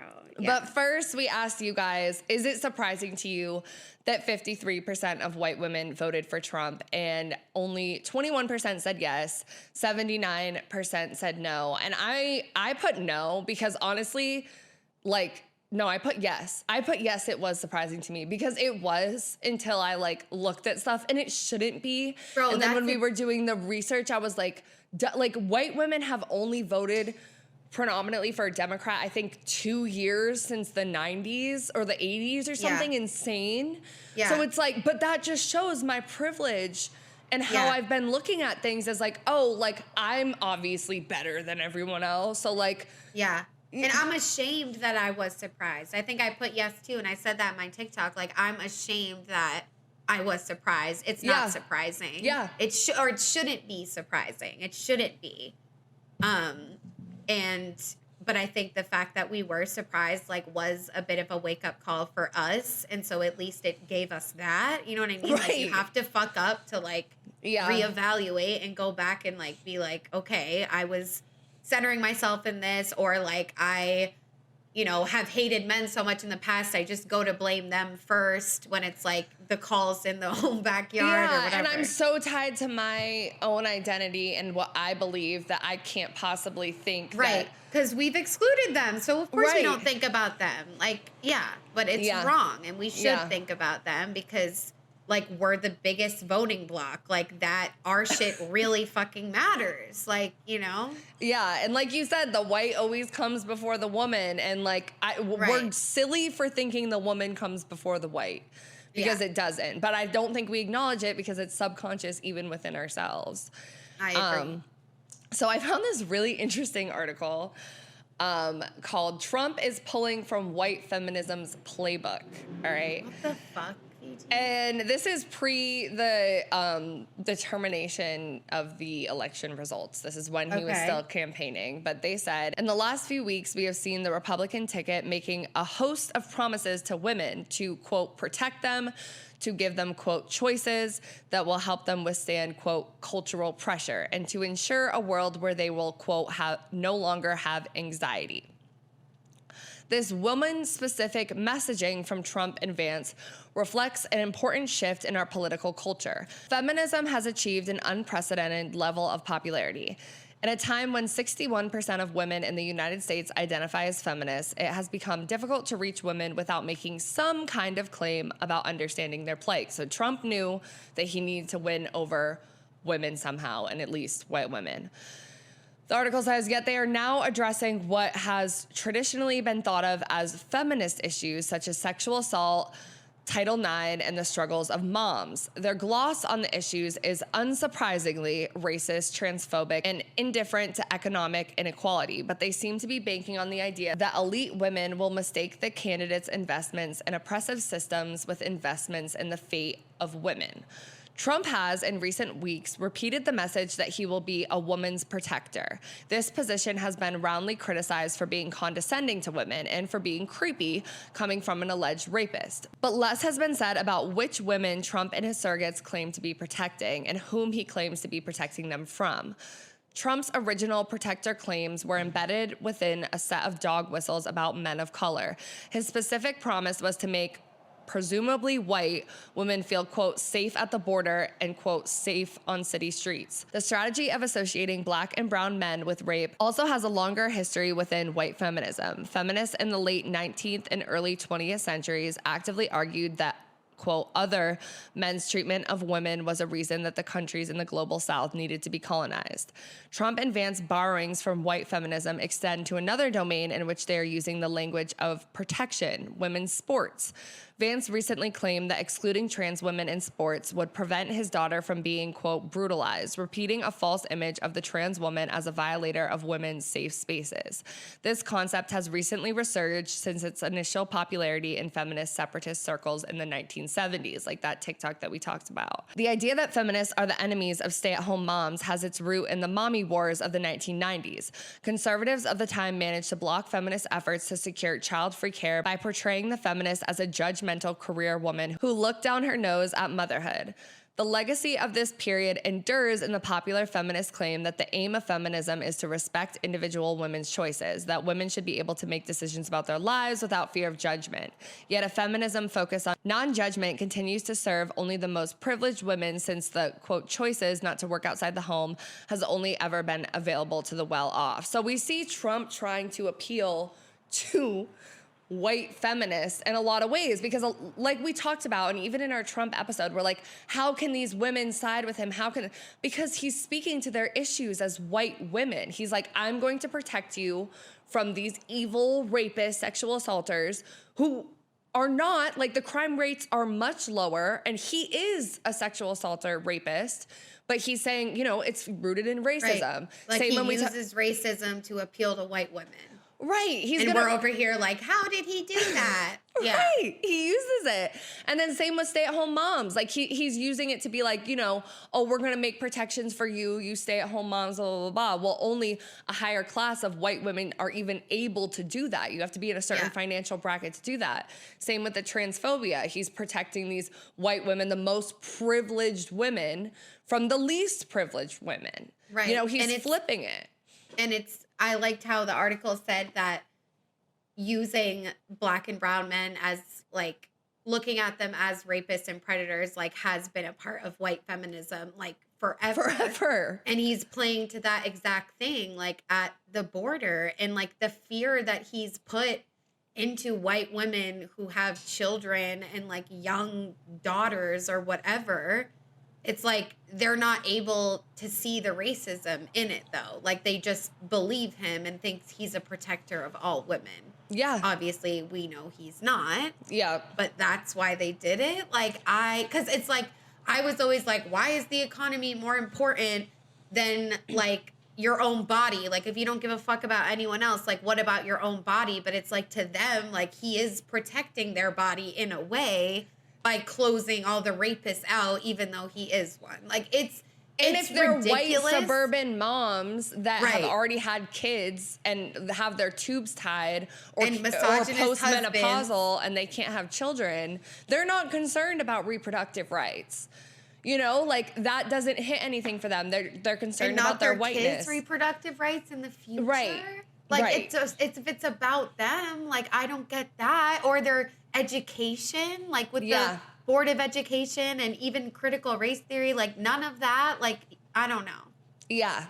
But yes, I think, and I honestly, like, I'm just coming to that, like, right now. Like, I'm like, oh yeah, that's why, like, because we kept saying, like, he appealed to them in terms of blah, blah, blah, blah. So it's like, they did feel protected. They don't feel that he's coming at their rights because he's protecting them, quote unquote.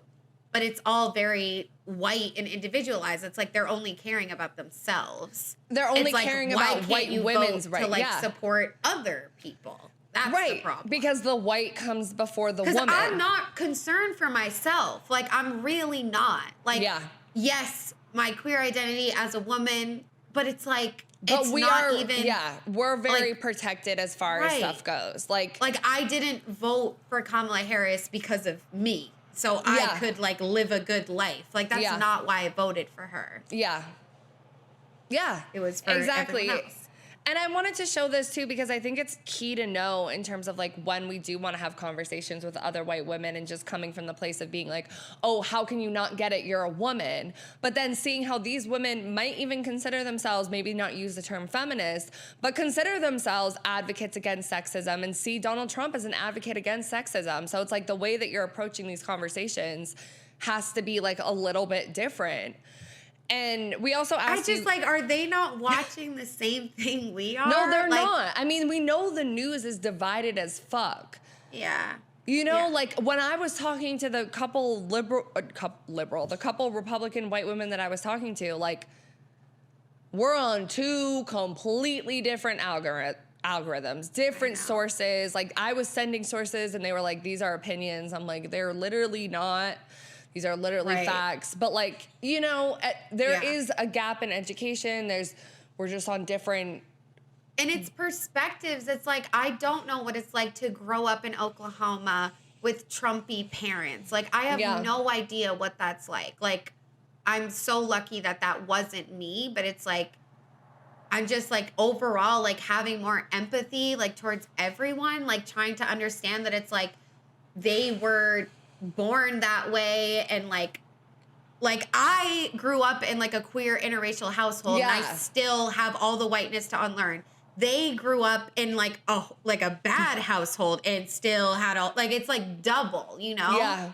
Like, I was given tools, you know what I mean? They aren't given tools. They don't even know it's, like, a thing because they live in, like, a white bubble. It's an echo chamber. And that's what I'm saying. And that's why it's like, with certain people, and I'm not saying the extremists, and I'm not trying to excuse people, because there are people out here who are very racist, transphobic, know the other side, and they know don't what they're give doing. a fuck.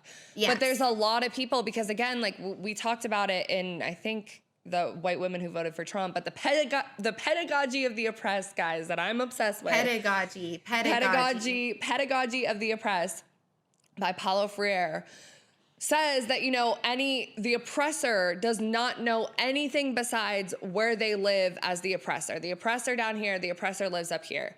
You can say it's men, you can say it's white men, you can say it's white women when it comes to, you know, black women, BIPOC women, trans women, whatever. The oppressor, the privileged group, the group that has the power, does not know anything else besides what it's like to look off the fucking 14th floor balcony. They don't know what it's like to be on the 3rd floor, anything like that. Anytime the people below them get anywhere closer up, they feel like their power is being taken away. And if they're asked to go to the 3rd floor when they're on the fucking 14th floor, they're gonna be like, this is awful. Like, my view is terrible. Like, what do you mean? Like, I don't want to engage with that because I'm so comfortable up here. So it's like, you know, when we put it into perspective like that, like, any time that you try to have conversations with certain people about their privilege, when they haven't learned through life experiences, when they haven't seen it play out in real time, racism play out in real time, transphobia, any of those things, I think it's really hard for them to get off the fucking 18th floor and ever imagine anything else. Like, they're like, I don't know that exists. I'm just looking up here. Right. But yeah, so like you said, it's like there's evil people that know that he's doing all of these horrible things, racism, transphobia, classism, you name it, everything. And then there's people that their minds could be changed. And like, that's the people that we need to focus on, at least for now, like in the white women community. Yeah. And that's who we need to not target, but like literally reach a helping hand to. Yeah. Like, not to be all like spiritual, but that's really Like, unite, how it needs to you know? be. And like learning about the pedagogy of oppressed really is like, it's not an excuse for people to act like assholes. Right. But it is a reason. And it's like It's the a part tool. about how white supremacy affects white people too, and like makes them like insufferable and unable to get off the 13th floor.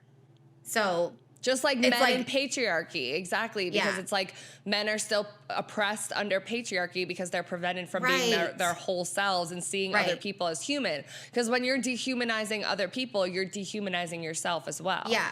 But it's like, but race kind of overrules all in the United States. So Yep. it's like unlearning manhood versus unlearning whiteness. Like the whiteness is like way fucking deeper. Yeah. So. Yeah. And that's why our whiteness is before our women and Yeah. our gay and our sex worker, Yes, everything. everything. It overrules everything. Yes. So next we have some listener stories from you guys on this just topic in general. Someone said most women are on either end. They just want attention. And I think that's true. Like, even when we talk about even some liberal white women, could they be easily swayed in the next election with Trump and the ways he adjusts how he speaks to, you know, women with his version of feminism? Because I did see a TikTok that was like, you know, warning women to be on the watch for TERF ideology, because it's like, this is what's coming next. And the next thing that they're going to try to do is get you on the whole idea of like, oh, well, you know, transgender women don't have to worry about the abortion rights. And like, you know, something like that. They're going to try to turn you against each other. So be cautious. Yeah, they have to worry about 10 million other things. Right, exactly. Not just, like, literally. Yeah, like way less safe just going into a fucking bathroom. But okay, yeah. But okay. Someone else said, counting on white women to be allies when they have arguably benefited the most from colonialism is hilarious. Not gonna lie, I don't know what people genuinely expected. They had a chance during the women's suffrage movement and threw slaves/black women under the bus. Yeah. Literally. And exactly, like white women have benefited from white supremacy, like more than anyone. Right. Right. Like white More, men first, literally, but yeah, then us. Like, but to a degree, it's like maybe even we do, because I do feel like men take all like the heat for it, and white women just coast along making lemonade on the way. Like, no, you know that's what I mean? a good point, because at least now society has cracked down on white men and been like, Right. whatever, on the liberal side. Like, the liberal side has cracked down on white men.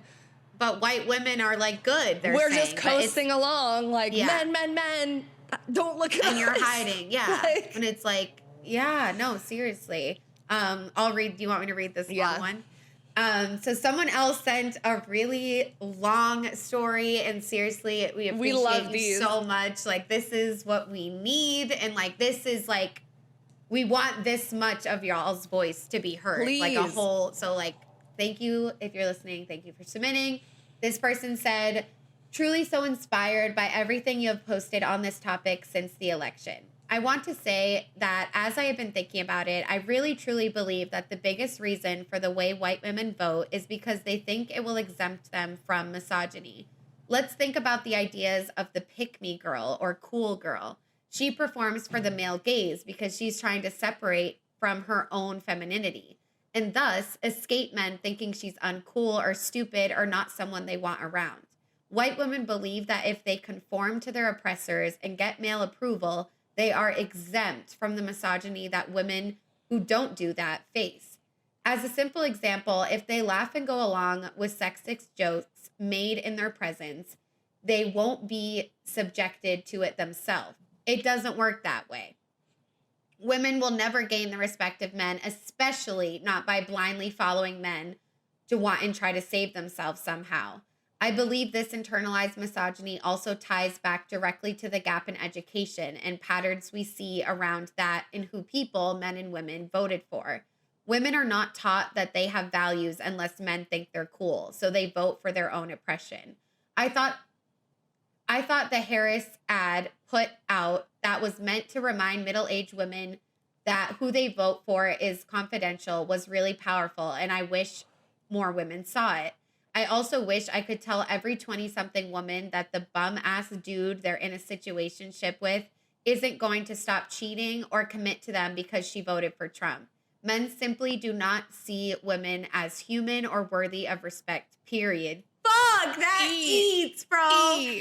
That's crazy. But it's like, that's really like what we're saying too. And I'm not going to lie, like I kind of cheated. And like earlier today, I was like looking through the outline and I read just the one sentence about it, they think it will exempt it from misogyny. I was like, okay, I have to stop. Because that's like, again, like it seems like it could be simple, but it's like that didn't click for me until we started deep diving this. And like, I actually cared to actively listen to what women who are conservative, Trumpies, MAGA people, whatever, like actually thought. And comparing it to the pick me girl is so smart because it's like, yeah, like this shit is going to take them far enough to vote against their own oppression because they think or vote against their own rights, vote for their own oppression. Yeah, vote against their own rights and vote for their oppression. They think like men will give them like the fucking pass, but I don't know who this person is so right because they actually will probably respect you a lot less. Yeah. And not and that it matters, not that that's the like big thing, but like just saying, like I don't know. And this is the thing too, because this is where the intersection of it comes in, right? Because it's like exactly when you are a pick me in this sense and you're giving up your own rights to vote for men, they're not going to value you. They're never going to eventually bring up your issues. They're going to breadcrumb you along. Yeah, they'll keep you along because you're falling in line. They'll be like, oh yeah, we're listening. We're going to just put a little sprinkle here and there. But the line where she's like, white women believe that if they conform to their oppressors and get male approval, then they're exempt from the misogyny that women who don't do that face. Yeah. I want to take it a step further, though, and bring in the intersectionality and add whiteness to it, though, because as white women voting that way, you are protected by your whiteness. And if the whiteness comes before the woman, then you're more, and you have, like the other listener story before this said, white women have benefited a lot from colonialism because white women are behind, white men are the protectors, white women in their like femininity and fragility are like behind these men, and these men are like, oh, we'll protect you, we'll protect you, we'll protect you. So even though they're not advocating for your actual rights and your actual equality, they're still protecting you under white supremacy. In a weird way, yeah. So it's like, you know, you're not getting full, as a woman, you're voting directly against your oppression, but you're voting for your race. They're really only protecting you so like another man can't have you. Like it's not even really about protecting you. Like it's all just like men. But yeah. And keeping you in the cult of the nuclear family so you can stay home and take care of the babies and keep your role that serves men, ultimately. Right. And I remember like even when I was dating that white woman who's like very Christian, like voted for Trump, like whatever, grew up a lot differently than me. Like I like tried to have honest conversations about Trump with her and be like, he doesn't love you. Like, I like, trust me, he doesn't. Like, and I tried to like, especially say as that, a queer woman, but I like did it in the wrong way because now that we've learned, like, I should have like angry. Because I was just, and I was like, I felt like bad for her in like a weird way. Like, I know I shouldn't, but like I did because I was like, you really like don't understand like what's going on. And it's like because of like your own experience. And like, I'm sorry that you're like not able to see that. Like it does make me sad to an extent, but like not nearly as sad as like for like my immigrant friends or like the people that this is like actually affecting. Like it feels like, again, like don't feel bad for them. They're the enemy, but like they're not. Like we have to. unify everyone. Yeah, because white women are still definitely oppressed. Like us under patriarchy, white male patriarchy, white supremacy, white women are 100%. But just so differently, but like so differently and protected differently. And our protection is weaponized against communities of color. And that's why it's fucked up, because these white men will protect you, but only when the enemy is a person of color. Yeah. Because even like if something horrible happens to a white woman, it's the first thing in the news. It's the first thing the cops are going to go after. So it's like, yes, we're oppressed, but like, again, our whiteness is bigger and like people like care more like in this white supremacist society. So it's like, yes, we experience sexism, like horrible things happen, but it's like, I don't know, like more people will fight to make sure you're okay. So it's and just, especially if like Donald Trump is speaking, he's not ignoring women completely. He's speaking to feminist issues that women care about. He would never use the term feminist, but he's speaking to the safety of women, like protecting them from sexual abuse, protecting them from blah, blah, blah. Like, is it manipulated and false and actually lies? Like, yeah, but like he's claiming to care about being a protector of women. He's claiming that. And these white women don't know anything besides that. Like they think that is protection. And like, especially if, like I said, you're a suburban white mom that's already had your kids, like you're not, I don't know why you're not paying attention to abortion rights for your kids, but maybe you're Christian, maybe you don't believe in that. Like people pick and choose on the topics of like gender. And it is sad because it's like, I feel like in the best opportunity for a lot of white women, as liberal white women talking to conservative white women, is to try to come on the lines of gender and be like, okay, but look at what because like people are always going to be like, well, how does it affect me, right? Like me trying to get you to care about a trans woman as a Republican conservative white woman is going to be way fucking more difficult than me trying to be like, this will affect your body, you, and then maybe make a bridge into the other stuff, you know? Like, I know. And that's what I keep going for. It's like, why are you not important enough? And again, it like feels wrong because it's like, there's so many things that are like, you know, but yes, it's like have to like go at it with like relating to them, unfortunately. At first, and then like we'll get to and then open up the doors and see, because it's all so connected. Like we're all and in how this the system. listener said like counting on white women to be allies, it like almost makes me want to cry, like white women tears. Like it's literally, it's like you can't count on them clearly, and so that's why it's like these blue bracelets, and I know we're gonna get into it, but it's like, bitch, it doesn't matter. Like, you're not, like, no, like, we are the bad guys. Like, I don't know. Well, no, but exactly, though, because it's like, we want it, like, all these white women, and us included, are like, how the fuck could this happen? How could white women vote for Trump? But exactly like this listener is explaining, like,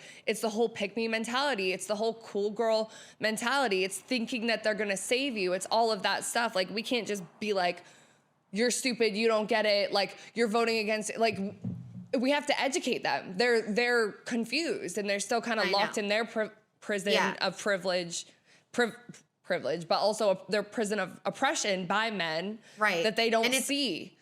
It's on us as white women to do it, because we're not going to get anywhere without them. Like, we need them. Yeah. Like, we do need them. The largest voting bloc. If they had showed up for Kamala Harris and for people that aren't white rich men, like, she would have won, you know? So it's just like, okay, so the last thing that I wanted to talk about in this section is how can we ensure our feminism isn't TERF?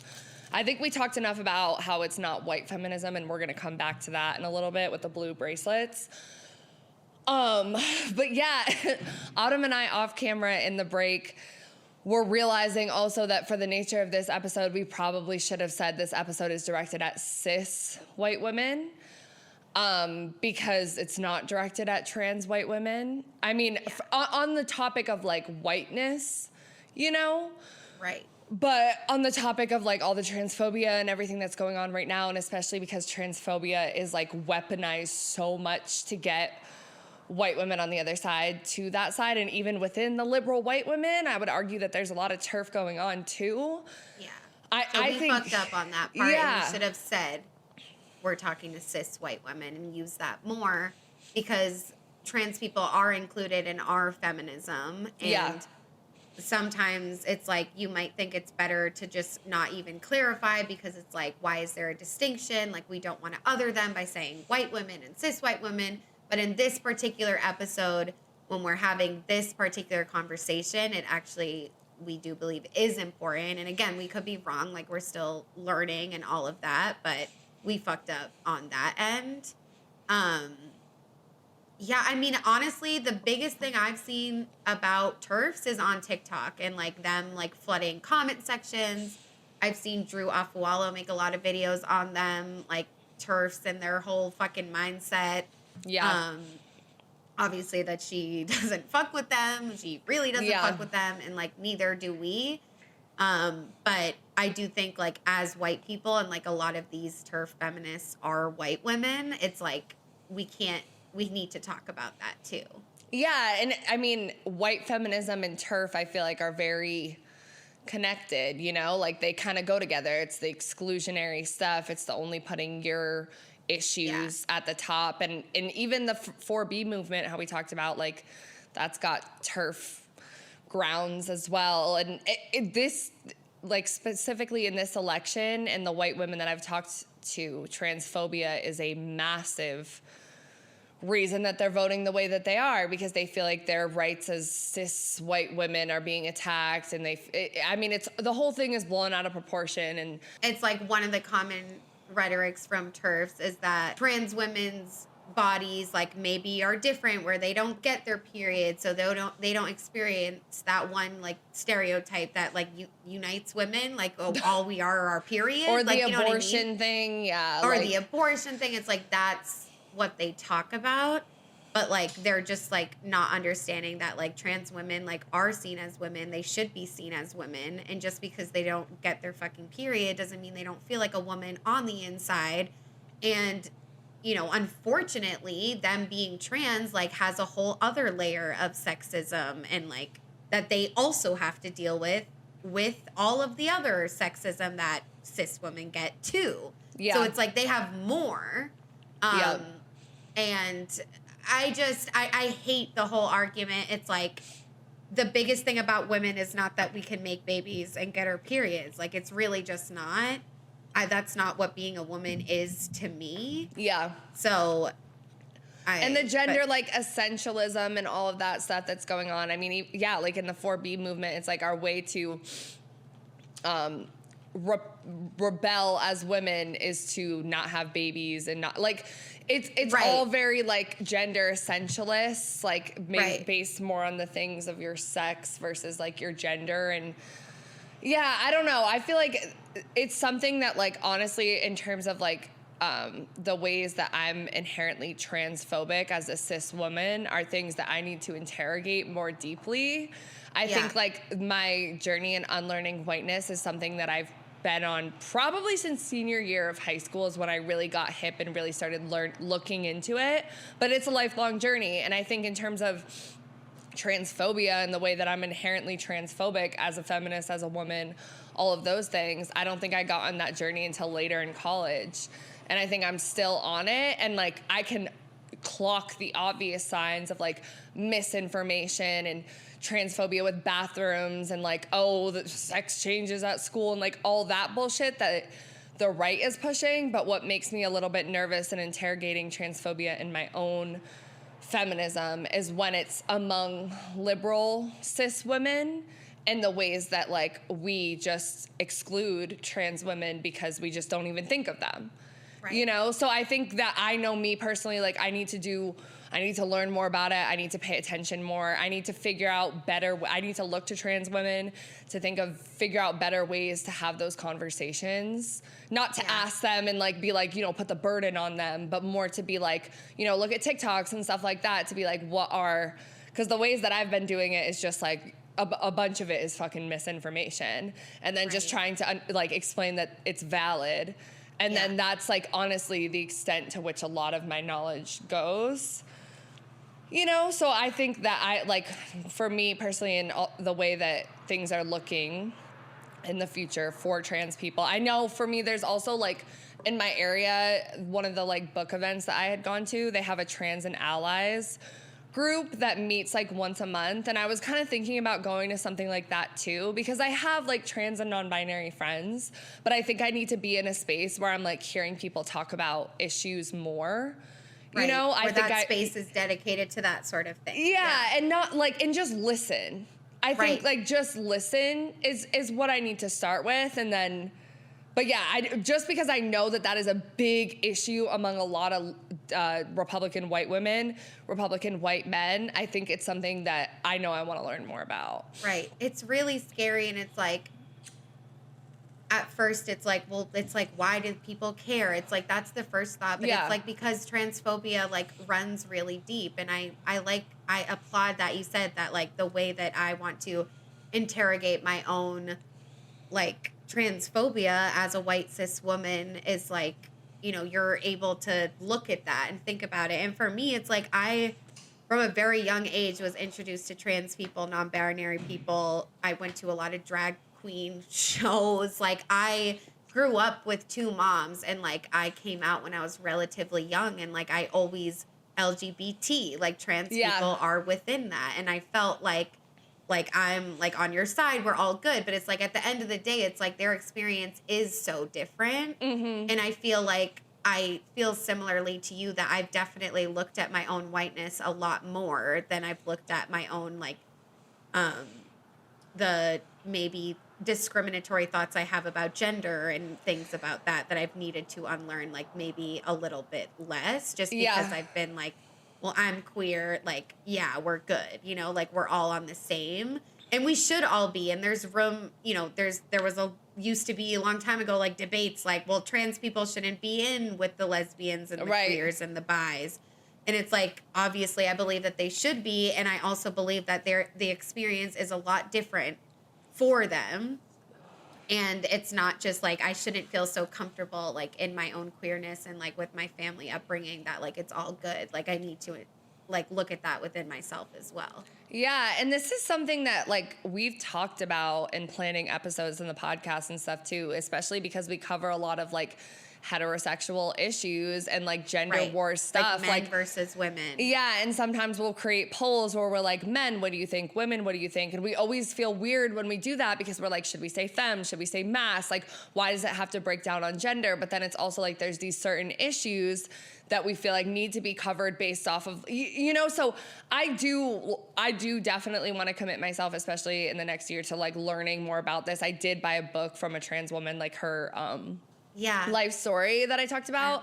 And I think too, I know we have trans and non-binary listeners as well. So if you guys are listening to this episode, don't feel pressure like you have to, but if you feel inclined and you want to educate us on ways that you think we could do better to include these types of topics in our episodes, that's definitely something we want to do. Right. And obviously you can't speak for everyone, but just for you personally, because at the end of the day, everyone's different, and everyone, you know, might want different things when it comes to words like masc or femme and things like that. And that's how it should be. Of course it is. But if you want to just like speak for you, like, we'd love to hear. Yeah. And when we say men and women for the polls too, just so that we mean like, you know, trans women, too. Trans men but it's as like, well. What about the gender fluid non-binary? Yeah, and that's non-binary why we people have made polls, non-binary people, comma. Yeah. But then we're like, you know, and I think we've done the masc and femmes too. Like, I think we've tried out a bunch of different ones. ways, yeah. But I do think, like, you know, we, like you said, we want to talk about gender, and we want to talk about like relationships between all the genders and like what that looks like. So I do think it's okay to separate it sometimes, but yeah, it's like the exact wording. Because there's like different issues that each gender or gender presentation and all of that faces. Right. So there's also your gender identity, what the world sees you as. Like, it's so confusing, and there's a lot going on, and like how you can make a little poll about that. Like, it's like we're figuring out how to do that, right? And even just like in this episode, it's like not remembering to even say cis, because just like how people are like 4B, men are out, and they really mean white men, but they're just saying men. It's like we say women, and it's like we're meaning cis and trans, or we're just meaning cis. We're just meaning cis women. Yeah, because the TERF. Yeah, exactly. It's the same shit. Yeah. Yeah. Yeah, so definitely comment if you guys feel so inclined. We would love to hear from you. Moving on. Or DM us. Or DM us that as well if you don't want it to be public. Or email us, you know? You can always make a fake email. We won't know your identity. Nothing. We won't look it up. Next, we have the blue friendship bracelets. Woo! And the first video I saw of this, it was like this white woman was walking through the street. She had a blue bracelet on, and the sound was, "It wasn't me." Like that song, "It Wasn't Me."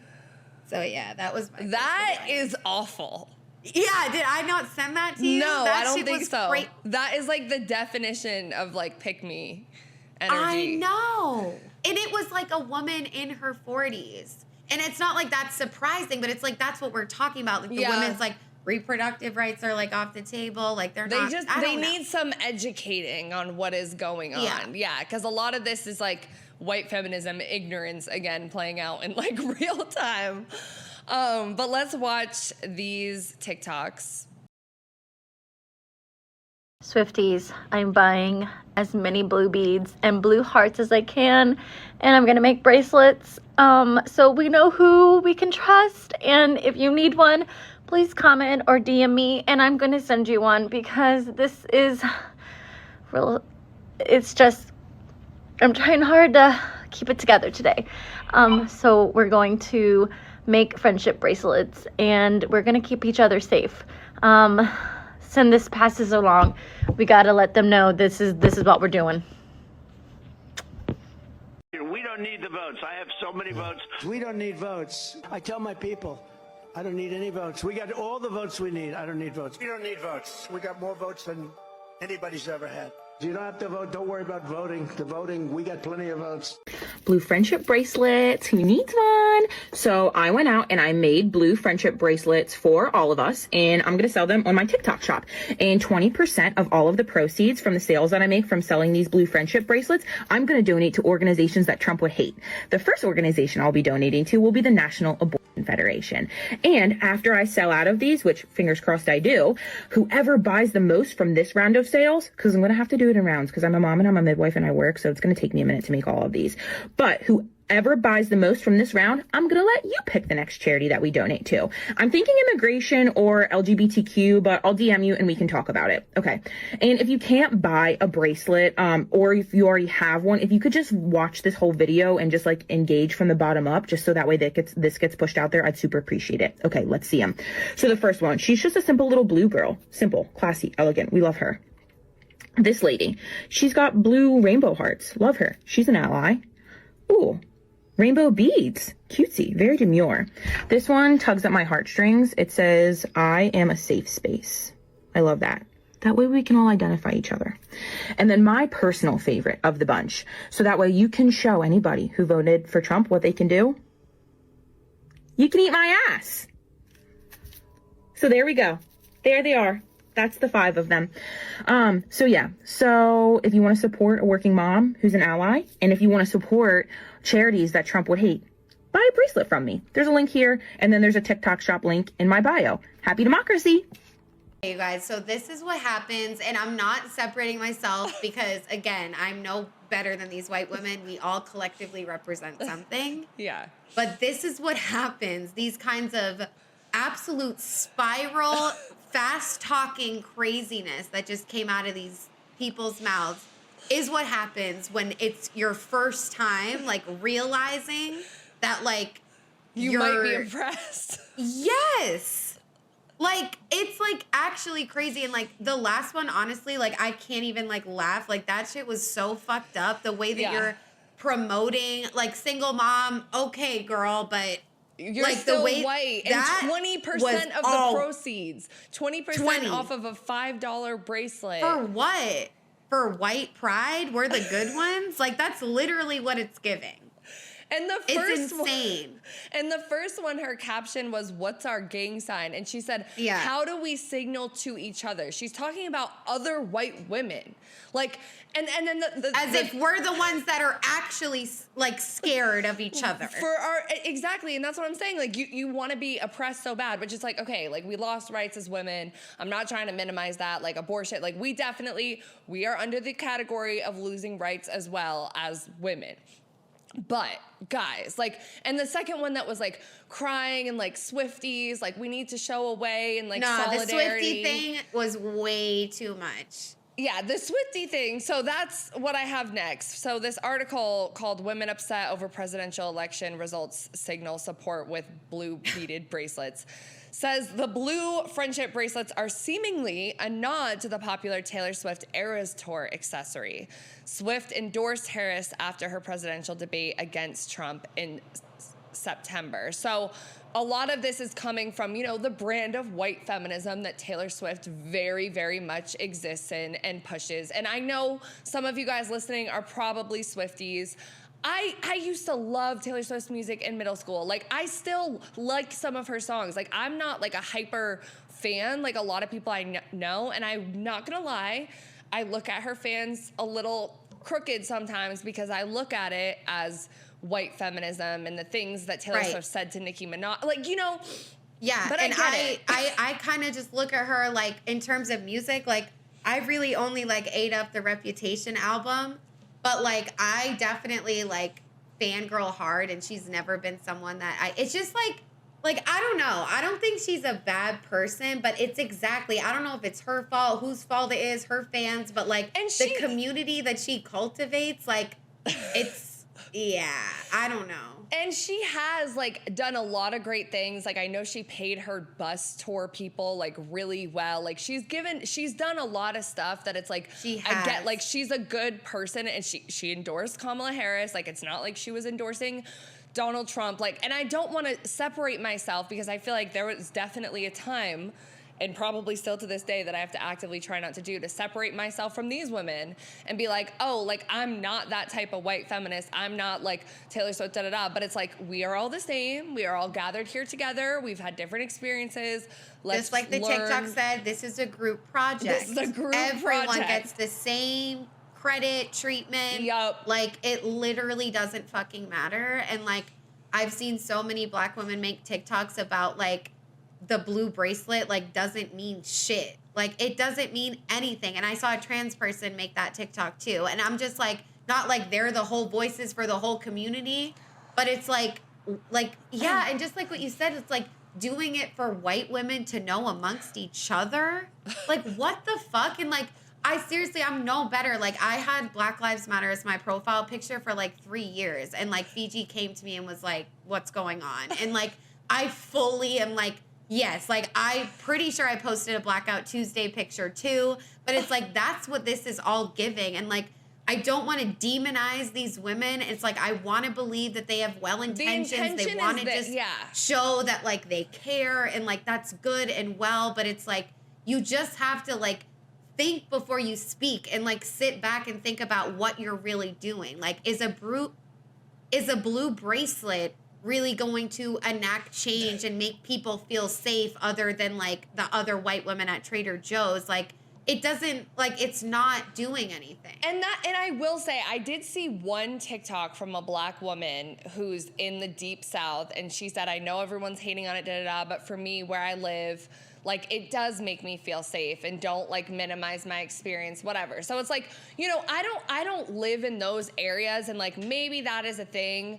But like, I also feel like if we have to, and we have TikToks that I might be echoing just what they said, so I don't want to take credit for certain stuff, but it's like, if we have to like signal, maybe we need to realize that we're part of the problem. And it's like, when we're calling we're calling in white women who voted for Trump, we're also calling in 4B liberal white women, blue friendship bracelet liberal white women. And we know that there's a fire there, but let's direct it, let's learn, let's educate a little bit more and like put it in the right place. Right, exactly. We know that there's a fire there. Yeah. And that's such a good point. It's like, and it's not like, oh, well, whatever Black women says, that's what you should do, because everyone has a different opinion about things. For this one person, maybe it will make them feel safe. Like, that's such a good point. And that's what I was trying to say. It's like, they're not the voice for the whole community.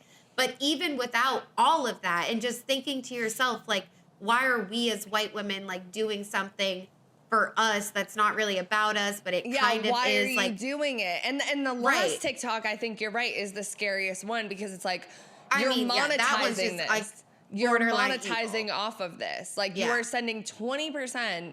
And then, like, the way she's even talking about it, look how cute, like, eat my ass. Like, it's like, this is a serious issue. Like, I'm sure you think it's serious enough to, like, but this isn't, like, a cutesy, like, DIY project moment. And, like, we don't know. Like, we don't know any of these people making TikToks and, like, what they really think. At the end of the day, it's like, she could be, like, a fucking Trumpy for all we know and just wanting to make money. Like, we don't know. And that just goes to show you, it's like, we as white women represent really one thing in this white supremacist society. Like, you'll never really know. A blue bracelet isn't gonna do shit. I'm sorry. You know what the first thing I thought of with the blue bracelets? Like, you guys have probably seen it in past episodes, but I have a beaded red bracelet that says red flag on it. And I was like, well, I can't fucking wear this anymore. It's just like a red hat. Like, I used to have a red hat that said, like, I don't care or something. It was like just a baseball hat. I'm like, definitely can't fucking wear that. I've seen that the MAGA hats are not only red anymore, though. They're, like, disguising them as, like, navy blue and green. And it's like, bro. Yeah, exactly. So, but yeah, that's funny, honestly. So we have another woman. Another woman said, 52% of women that look like me that voted for him. I'm ashamed and hate that others might assume I'm part of them. And she also said that she is taking down her Harris Waltz flags and bumper stickers for safety reasons. She said she was still wearing the blue bracelet and Converse sneakers. I don't know anything about the Converse sneakers as her sign of support. So I'm just like, okay, like, again, like, we're taking down the stickers because you're so worried about your safety. And I don't want to, like, completely minimize that, because I acknowledge I haven't been to every fucking corner of America. But if you felt safe enough pre-election to have that sticker on your stuff, now they're in power. Like, I don't know. Like, to me, that's just like, you're so concerned with your own safety that, like, it's virtue signaling. Like, I know you said, what is virtue signaling? But it's like, when you're like, I am such a moral, virtuous, good person that I need to show you just in case you don't know, because the rest of my demographic is bad. Bro. Yeah. Yeah. And a lot of white people do that. They're like, well, just in case, like, you thought this, like, it's not that way or whatever. Yeah, and I'm not gonna lie that I haven't felt like that in certain spaces. Like, I mean, I live in Atlanta, and a lot of the places I go to, I mean, one, I feel like it should be obvious because I'm, like, one of the only white people in those groups, but, like, I feel like I'll be, like, trying to throw something in there or say something, like, to be like, oh, I'm not, like, one of them, or almost overcompensate when it comes to a conversation. Because, like, when I'm around my black friends and stuff, like, they'll be like even traffic stuff, like, oh, this stupid white bitch, like, what, you know, stuff but they feel comfortable to say around me because they feel comfortable with me. But then it's like, but then I feel the need to, like, be like I'm hurt by it in a slight way, because I'm like, oh my God, like, you know, even though they're saying it because they're comfortable around me, but then it's like, let me overcompensate. So I think it's something that we you're not going to be like, I'm the stupid white bitch. Right. Like, and sometimes it makes me feel worse when they'll be like, oh, Fiji, we didn't mean you. And then I'm like, like, that makes me feel like, no, like, I know. You know what I'm saying? But, like, there's definitely, I mean, we all virtue signal, and the most when we're around, you know, groups that we have more power and privilege around, because we feel white guilt. Yeah. You know, so I'm not, like, excluding myself from these blue bracelet women. Like, I don't think, like, I didn't take it upon myself to start a DIY project and go on TikTok, but I have definitely done virtue signaling, performative stuff in the past. Like, 100%. Me too. So take this as, like, the extreme of the performance, but there's other stuff. So this other article from Glamour says many white women are also encouraging their peers to not make their own bracelets, but to buy them from Black-owned jewelry companies. On TikTok, a small business owner named Alicia shared some options from her company, beaded and balanced jewelry, saying she'd sold more than 200 since the trend began. She even made a unity bracelet with blue beads specifically for it. Another Black woman who owns a business called Melanin and Moon Minerals said that she was making bracelets using the blue-hued mineral stone solidite. Solidite is the stone for anxiety and communication, she said. So, like, we can't acknowledge that, too. Like, if you're gonna get a blue bracelet, if you feel so inclined, like, at least get it from a Black-owned business, a trans-owned business, a business that is donating the proceeds, something like that. If you're gonna do it, I don't know what else to say there. Right.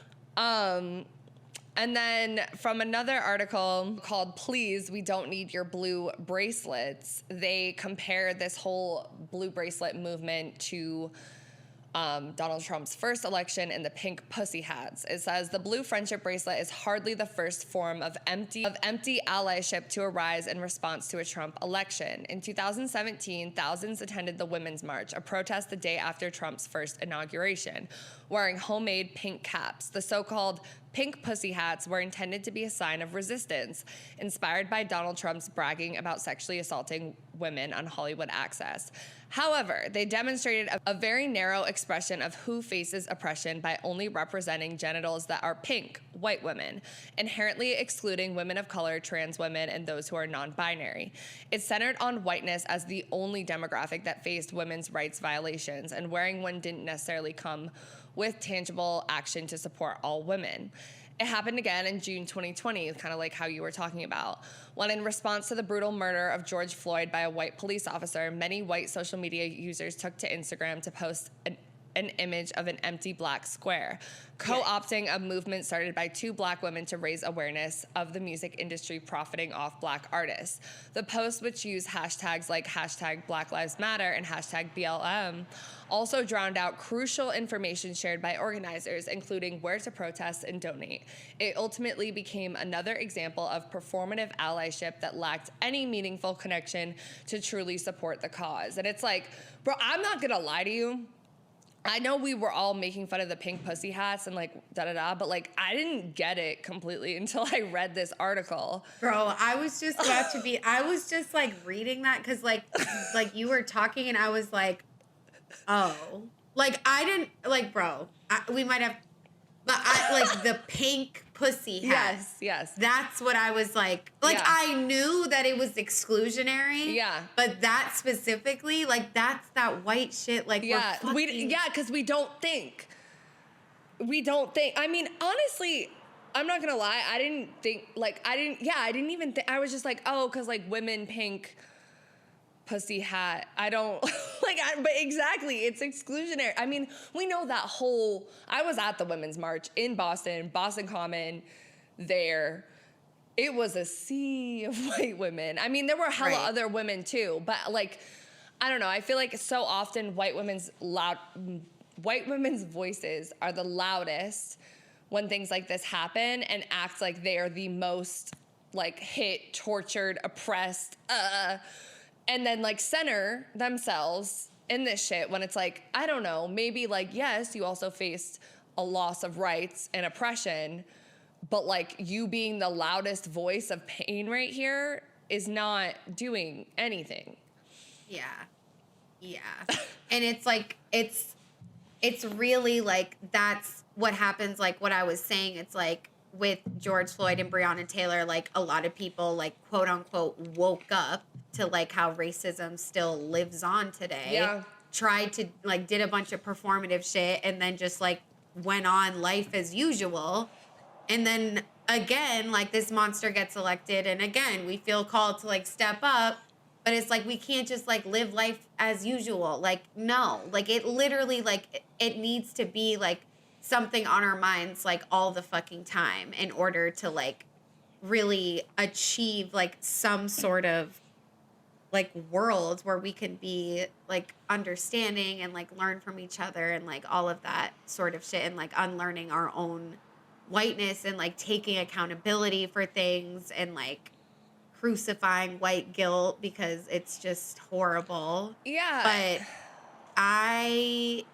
so it's like, even like someone like us that like thinks that like we are including everyone, like we didn't even get the pink pussy hat thing until now. Like that's fucking embarrassing. Yeah. But like exactly. But the thing is that like our embarrassment, our tears, our shame, all of that is like, it's not useful. And like, we're gonna feel it. We're fucking humans. It's embarrassing to be like, you know, everyone else understands this thing that I don't. And it's not even everyone else. It's people understand this thing that I don't because I'm privileged and I have blind spots, like complete blinders on. But like, one, if you experience that, I think the key is to not get defensive about it, to like take space, think about what was said, thank the person for like correcting you, honestly, and then don't also put it on them to relieve you of this like guilt that you feel. Like, you know what I'm saying? Like if for example, one of these liberal white women with the blue bracelets, like someone tells them, you know, maybe this isn't the way, and they like get defensive about it, and maybe it's a black woman that tells them, if they're like, oh, like I'm so sorry, I'm so sorry, da, da, da. Like now you're making this woman uncomfortable because she like, now you're also making her responsible for your forgiveness, right? You know, and like it's uncomfortable. Like it's uncomfortable anytime you like fuck up or you feel like you hurt someone unintentionally or whatever, if you're ignorant to it, but like that's on you to go work on, you know? Yeah. On to our next poll that we asked our audience. We asked, how do you feel about white women wanting to make blue bracelets to show they are Democrats? 64% said it's stupid and performative. 21% said it's a good act in solidarity. 15% said I didn't know about it and don't care. I do think we all should care because I do think that we can like learn from these things. I do think it's stupid and performative too. I think like sometimes it comes from well-intentioned, sometimes it doesn't, but that's kind of like irrelevant whether it was well-intentioned or not, because exactly like the article said, it's not like doing anything that can really enact any change, like especially when it only lives on TikTok and things like that. It's not really helping anything. It's not like the answer. Like it could be a step that you take and then you're like, wait, that was kind of fucked up. You change that behavior and move forward and like do something else. Like attend like an event to like hear from BIPOC communities, or like talk to white women that are on the other side or even are on your side and just talk about whiteness shit together as white people alone, and no one else can hear that shit because no one wants to hear that shit. But I do think we should care, and I don't think that we should ignore it, because just like the article laid it out, it's like this is not the first time like this kind of shit has happened, and I think we know that. Like this is just a new wave of the classic white feminist shit that's been happening literally forever. Yeah. Because everyone's like, yay, me too, me too, change the fucking world. But it's like, for who? Right, exactly. And we excluded the woman that started this, who was a black woman. So it's like, yeah. It's and the same old tale over and over and over again. Right. And just because like we aren't the liberal white women who did this whole, or liberal cis white women that did this whole blue bracelet trend, like we said, like we're not better, and we have our own little blue bracelets, virtue signaling, other stories, like that we could performative share. stuff that we do. And I think it's important to like analyze your life and like catch yourself in those situations where you are blue braceleting, and just kind of be like, because if you're a white woman that's like, I've never done anything performative, like that's a lie. Like we literally all do it, and it's like the goal is honestly not even to stop doing it, but it's like understand why, and then you'll like stop doing it like less and you'll do less. the right things, right? Hopefully instead. It's like really decentering yourself from it completely, honestly. Yeah.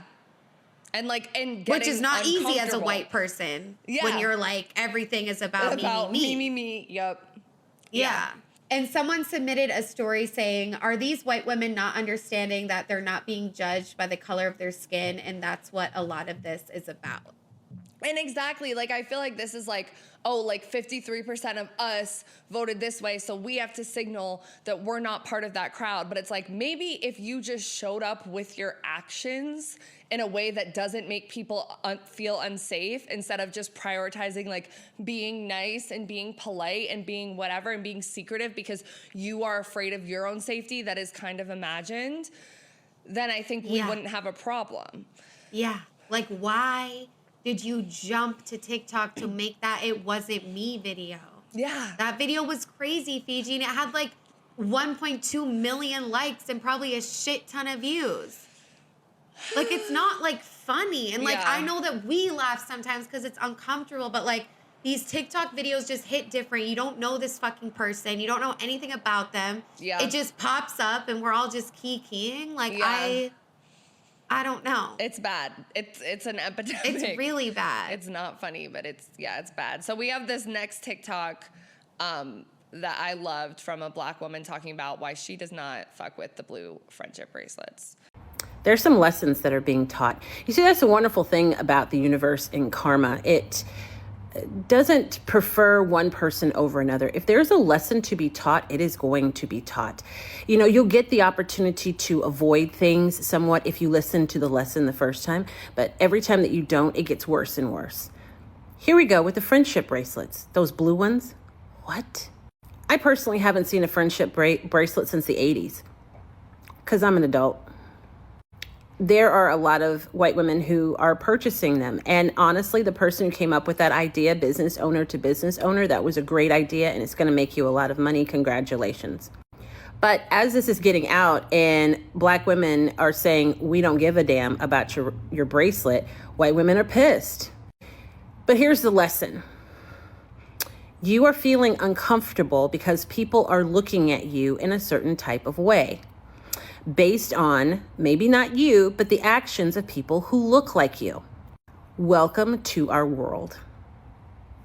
It's hadn't even been a week yet of how that feels, and you are uncomfortable. That has been every day of my life for all of my life.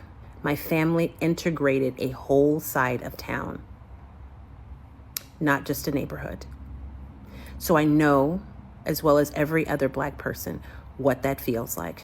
I remember watching the news in the morning to see what crimes happened and praying that it wasn't a Black person because I knew I was going to be treated poorly based off of what someone else did.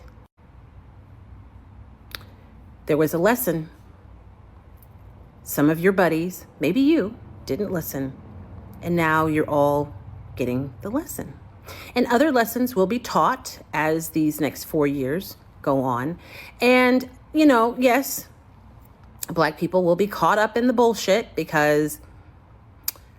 but we were built for this. We understand how to thrive and survive. And that is what we will be doing, just like we have done for the past 400 years. So yeah, I don't even think there's really much for us to say in response to that video from Ocean's Light. Like, I think everything she said is just facts, and, you know, I don't have any response. Something to highly consider. Something to highly consider. The discomfort that we feel that people have been feeling for their entire lives and generations and centuries. So next, still from the same article about white feminism. In her book, Innocent Subjects, independent feminist scholar and editor Theresa Johnson writes that, quote, white feminists generally committed to progressive politics and ending gender oppression have a particularly deep investment in being good white people. And their feminism is rooted in the connection between whiteness and innocence. And this white feminist innocence is prioritized in order to maintain and legitimate the continued centering of white women within feminist movements. And before we talk about this, I want us to watch this video from The Onion, which, if you guys don't know, The Onion is satirical. It's not like real news stories. They kind of do like skits and like fake news, I guess so to say, like making fun of things. And this is a video about liberal white women. As an ally to the Black community, I believe in doing the right thing. Always. As allies, it isn't enough to just be passively accepting. We have to stand up against racism in all its ugly forms. Which is why I, as an anti-racist ally, refuse to say absolutely any word that starts with the letter N. I'll admit it, growing up, I used to say words that start with N all the time. N-I-C-E, N-E-C-K, N-O. But I was ignorant. I was racist. And I'm sorry. Today, I know better. I'm educated. I know what it means to be a true anti-racist ally to the Black community, and that means refusing to ever say any word that starts with N. I believe anyone who claims to be an ally to Black people but then continues to use words that start with N isn't a true ally at all. I mean, you might be asking, did a Black person tell me to do this? Because the Black community shouldn't have to tell us to stop saying words like NAKED. That's on us. Maybe, like me, you were raised to think it was okay to say words that start with N. Well, it's time to unlearn that. For instance, instead of saying, I'm hungry for NACHOS, try saying, I'm hungry for cheesy chips. It can be exhausting educating people, but it is such a small step that can make a huge difference. For example, once I was at a restaurant with a friend and she tried to order NACHOS. I interrupted her and I tried to tell her that they're called cheesy chips, but she got defensive and argumentative. She said that since Spanish is her first language, she should be allowed to say NACHO. And so I said, well, maybe you should speak English. I think if a Black person had been there, they would have shaken my hand and said thank you for calling them cheesy chips. It isn't easy being an ally. You might even lose friends. But at the end of the day, I'm proud to say I always stand up for what I believe in. But I think this video is funny, and I also see myself in it because this is someone who's using words like unlearn and like, she's engaging in the liberal, intersectional, feminist. So, I mean, obviously they're using like dramatizations by like not using any word that starts with the letter N or whatever. But like at the end when she's like, oh yeah, don't say nachos, say cheesy chips to a woman who speaks Spanish as a first, like it's giving Karen. But it's like, I think it's just this like mentality that a lot of us liberal white women have of being like above other liberal white women in certain senses because we like know so much and we are so educated, we are so supportive of these communities that like we're blind to how we fuck up too. Right. And it's alluding to how we as white women like never do the right thing ever. Like we always do some either like I don't know, either the pink pussy hat shit or like something so extreme like this. And like the TikTok before of the woman getting on like crying, like, what are we gonna do? We have to do the bracelet. And like, it's like, yeah, it's absolutely ridiculous. But I understand too, because like they were using words like unlearn and like kind of like trying to engage with that. So and like I could, in the way that she was like, it's just one small step. Like it's like, it's like I've definitely said that shit, So I agree. Like I do see that within myself too. But it's like, yeah, that video is like, as much as it is funny, it's also so deep, and it does like really allude to like how it's like white women just thinking they know what to do. It's like you don't. Like we can't just immediately know what to do. It's like you do kind of have to like, I don't know. And it's be just open to like, fucking up, which we're probably going to, but then not like doubling down on it and being like, oh, well, like her being like, you have to say cheesy chips, and her being like,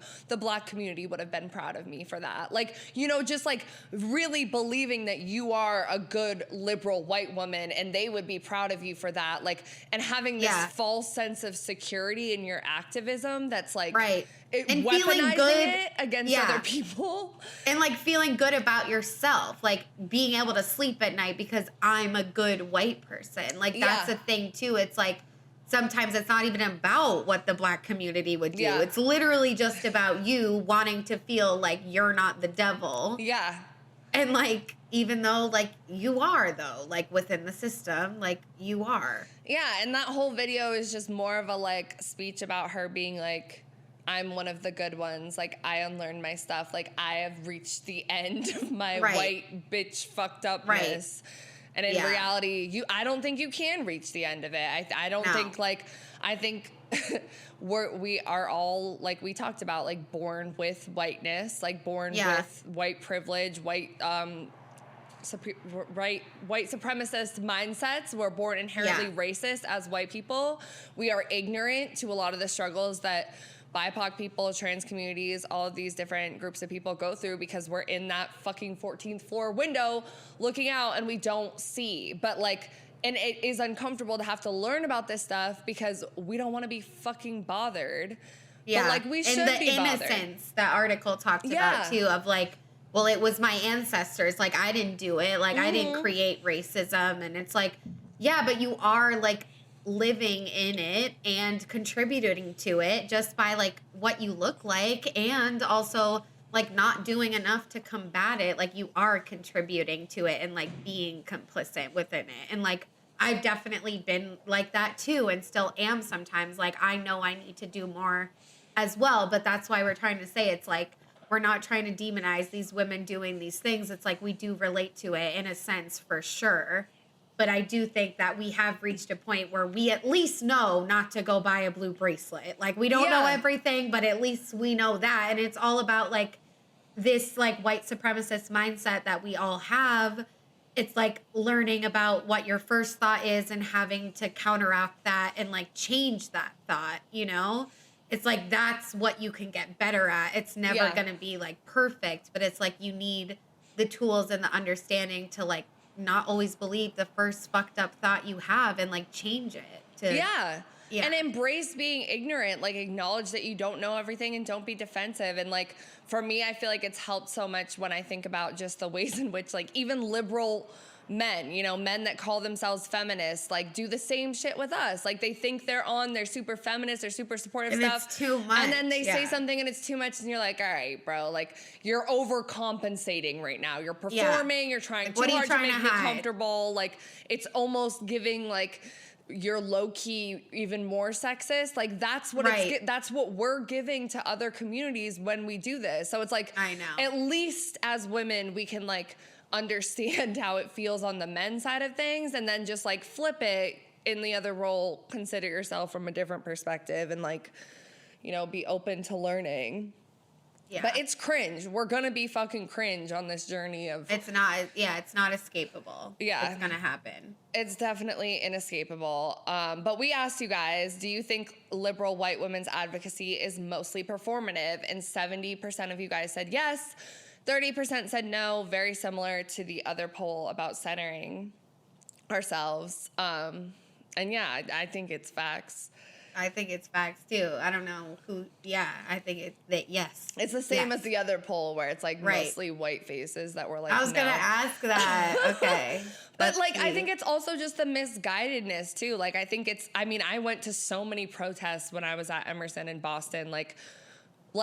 The extent of my activism was not, like, doing a ton. Like, you know what I'm saying? Like, I thought I was really out in these streets activizing. No, like, bitch, like, no. It's in the those college little we went to, interactions. too, you have to understand that, like, it was very, like, activism, performative activism, like, a lot of that going on at Emerson. Yeah. And again, I do think more people were well-intentioned for sure, but still, it's like, it doesn't matter what your intentions are. But I can definitely relate to that too, or it's like, I did this, like, one program in high school, and I was like, okay, cool, like, I know what whiteness is now, I know what my privilege is, like, I did this one thing, but it's like, that's not enough. It's like, you have to do more. And I honestly think, like, some of the biggest change, like, does come within your community, like, your own family, like, other white people, or, like, sticking up for people in your community who are different than you. It's like those acts of protest, like, although they seem small and they're not, like, at a big protest with 1 million people, it's like, that stuff, like, we can't change everything. Like, we can really only work on, like, with what's in front of us. So, you know, it might not seem like you were doing a lot, but it's like little conversations that you've had, it's like maybe you did change someone's mind slightly. And like one thing about you is like you love to talk, like especially like I feel like Fiji, like when she gets lit at night, like she will bring up politics, like without a doubt. But like, and that's the thing, and this is I why know I'm, like, that's not bro, like what I'm to not go removed for, but from like the cringeness though, because like, yeah, I'll bro, bring up me politics either. about shit, but I'm in a room full of black people, and it's like, okay, like, yeah, bitch, we you're know. talking to the wrong room. Like, let me Right. not get drunk and like have this podcast and go down a fucking rabbit hole to anyone in the vicinity about gender and the manosphere and like whatever. And I've had many moments where I've been drunk as fuck at the afters, whatever, talking to a group of people about, and then I like the next morning I'm like, bitch, like fuck, that was yeah. not the people you should have been talking to or having that conversation. And they were into it at the time, so I thought. And like a lot of my friends have been like, you know, good job, Fiji. Like it feels good, but it also makes me cringe because I'm like, okay, I think I'm doing too much.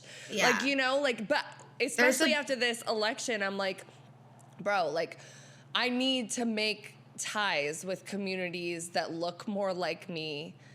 And I have completely separated myself. And that is like honestly inexcusable in my mind because I want to talk about these issues. Like I have a passion for it. Right. But it's not in the right place right now. Yeah. It's just like, the conversations will look differently in the spaces you're currently in. Like you can still talk about this stuff, but like it's not, I totally understand what you mean. It's different. Yeah. So next in our Good job, Fiji. Right. I'm like, exactly. And then when they say that, I almost get a sense of being like, oh shit. You're like, fuck. Like, why did like don't say good job? Like, no. I'm like, no, because it's like, you know, when you're doing that, it's probably like subconsciously that's what you want. But also, right, I just like, want to am talk I about doing the it for issue. the good like, job? Am I like confirm that I'm on the right track? You know what I'm saying? At But the then when they same say that, time. I'm like, oh fuck, like they know, like, you know, so it's right, not, like I know. it's not, They know. It's not helpful. And then we look fucking ridiculous, like talking about this shit we just realized when it's like, yeah, duh. Like, I know, like that. But again, it's like, I don't want to demonize that either because I do think people need to go through that to like reach. Yes. And I do think people should do it with other white people behind closed doors. So BIPOC communities don't have to suffer through it. Yes. But at the same time, it's like, we need to fuck up to get better.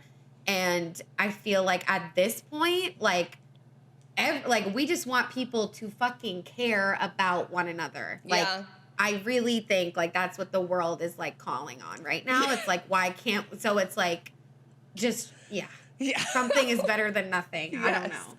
Exactly. So the last section that we want to bring you guys to is kind of what can we do instead? And we also want to talk about pain aversion, the pain aversion that we as white women feel and how to overcome that and get started with actually making a change. So first we have this amazing letter that I found online. It's called An Open Letter to White Liberal Feminists, and it is by LaRonda S. Manigault Bryan. She is an associate professor of African Studies at Williams College. She is the author of Talking to the Dead, Religion, Music, and Lived Memory Among Gwala Geechee Women, and co-author of Womanist and Black Feminist Responses to Tyler Perry Productions. And this letter was written right after, it's not funny, that Donald Trump was elected the first time. And it is just, reading it, I'm just like, nothing's changed. Nothing's changed. So we're going to read it again. And hopefully LaRonda S. Manigault Bryan's words stick with us this time. Okay. So she says, this is long, guys, so strap in. Dear white liberal feminists, after Donald J. Trump's election, many of you have approached me and my black brothers and sisters especially with tearful eyes and somber faces. In person, in private, in public, and in the digital sphere.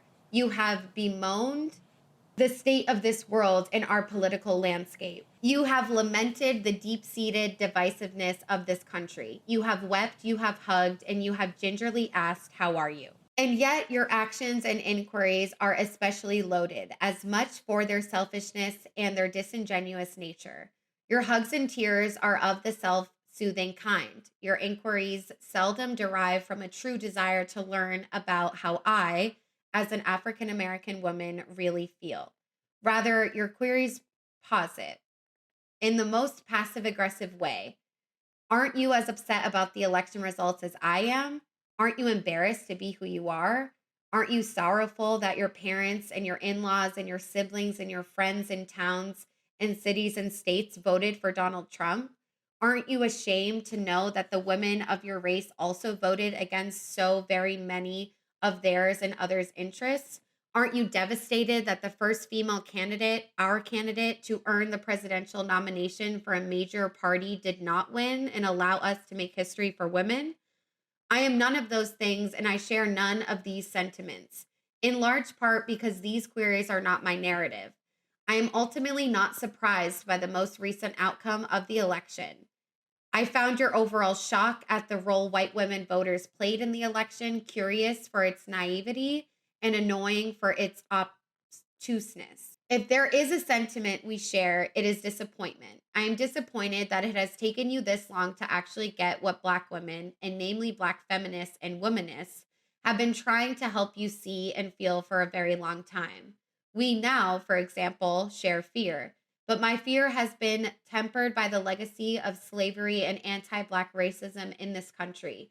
You now worry for your children, your family, and your brothers and sisters. I have been worrying for mine.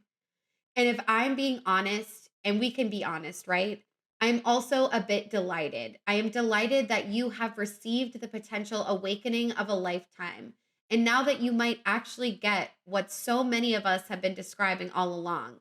Welcome to that deep, perpetual angst. Embrace it and allow it to motivate you to a deeper form of action. I am also thrilled about how this moment might signal an end to the dangerous, disingenuous version of feminism that so many, though not all, of you embrace, and which promotes white women's success over and against anyone else. But what will you do with this newfound dismay? How will you interrogate and sustain your recent enlightened perspective about how white women remain complicit in the oppressions of so many non-white folks and even themselves? Given your responses this week and the last, I am already seeing a kind of writing on the wall, that of denial. So few of you have commented on the implications of large numbers of white women voting against Hillary Clinton. So few self-proclaimed white liberal feminists interrogate racism, imperialism, capitalism, and sexism because they benefit from it and are too busy being protected by it. What then is the efficacy of this particular brand of white feminism in our current movement? If this most recent presidential election has revealed nothing else, it has shown that this specific ilk of white feminism must die. In this moment, if I have any regret, it is that you are trying to force me to be complicit in your self-denial and that you expect me to do yet another kind of labor. You look, of all places, to me to help you deal with your feelings. Rather than holding up your weeping, weak selves, I have a few questions for you to consider. Who will you be in this hour? What will you do to enact change? And with whom will you partner to do it?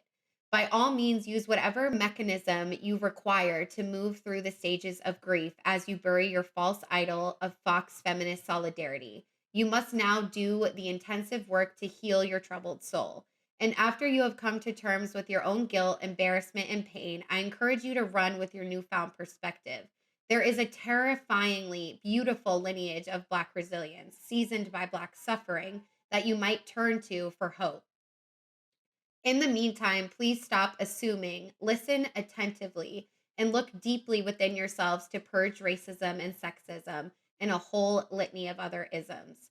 Most significantly, get yourselves together, and in so doing, remember that Black bodies have historically been your solace in a myriad of ways.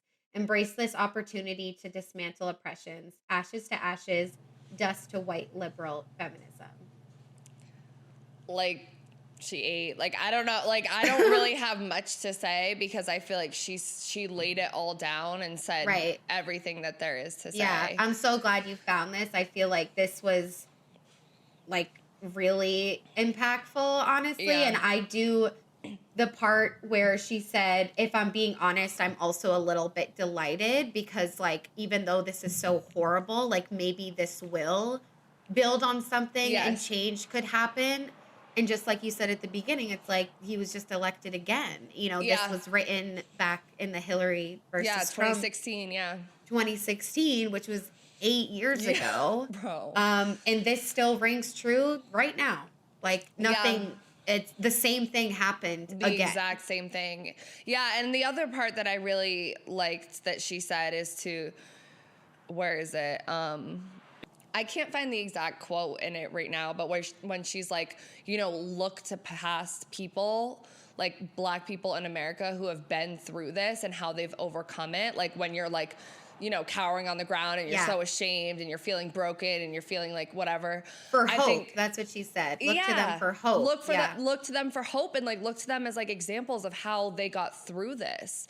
Right. You know, because like the blue friendship bracelet, the one woman crying, like there's a reason they say white tears and stuff and white fragility, because it's like for a lot of people to look at us, it's like, that's it. Like that's all it takes for you to absolutely fall apart. Like pick yourself the fuck back up. This is what our people, not my people, but you know, this woman, what she's saying, have been doing for centuries. And so if you need a source of like hope and fire and a reason to keep going, look to these communities of people who have been fighting for years and years and years and years. And it reminds me so much of that chaotic TikTok of that white woman that like broke down about the blue God damn it, the blue bracelets and started crying. It's like that TikTok, like, and the one, like, obviously about making money, it's like, that is literally, like, white fragility in a TikTok video. Yeah.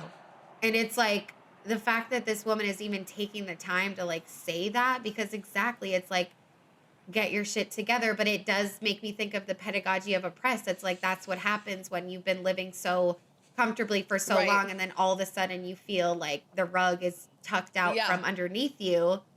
But there are other people in this country, like Black people, that have felt that and 10 times worse forever. They didn't know what it was like to be comfortable on top of that rug, you know? And that's what she's like desperately trying to like get across to them. And I don't know why it doesn't click. I mean, I do, because like whiteness is a bitch and like people have those blind spots, and some people just simply don't even want to think about that. So they just dismiss it. And and it's okay to be upset about the election and to be hurt and to feel emotions and to be worried about your own rights. It is okay to feel all of those emotions. It's just, don't go to these even more severely underprivileged communities to like look for solace from them. Yeah. You know, and don't make your activism purely performative and purely, woe is me.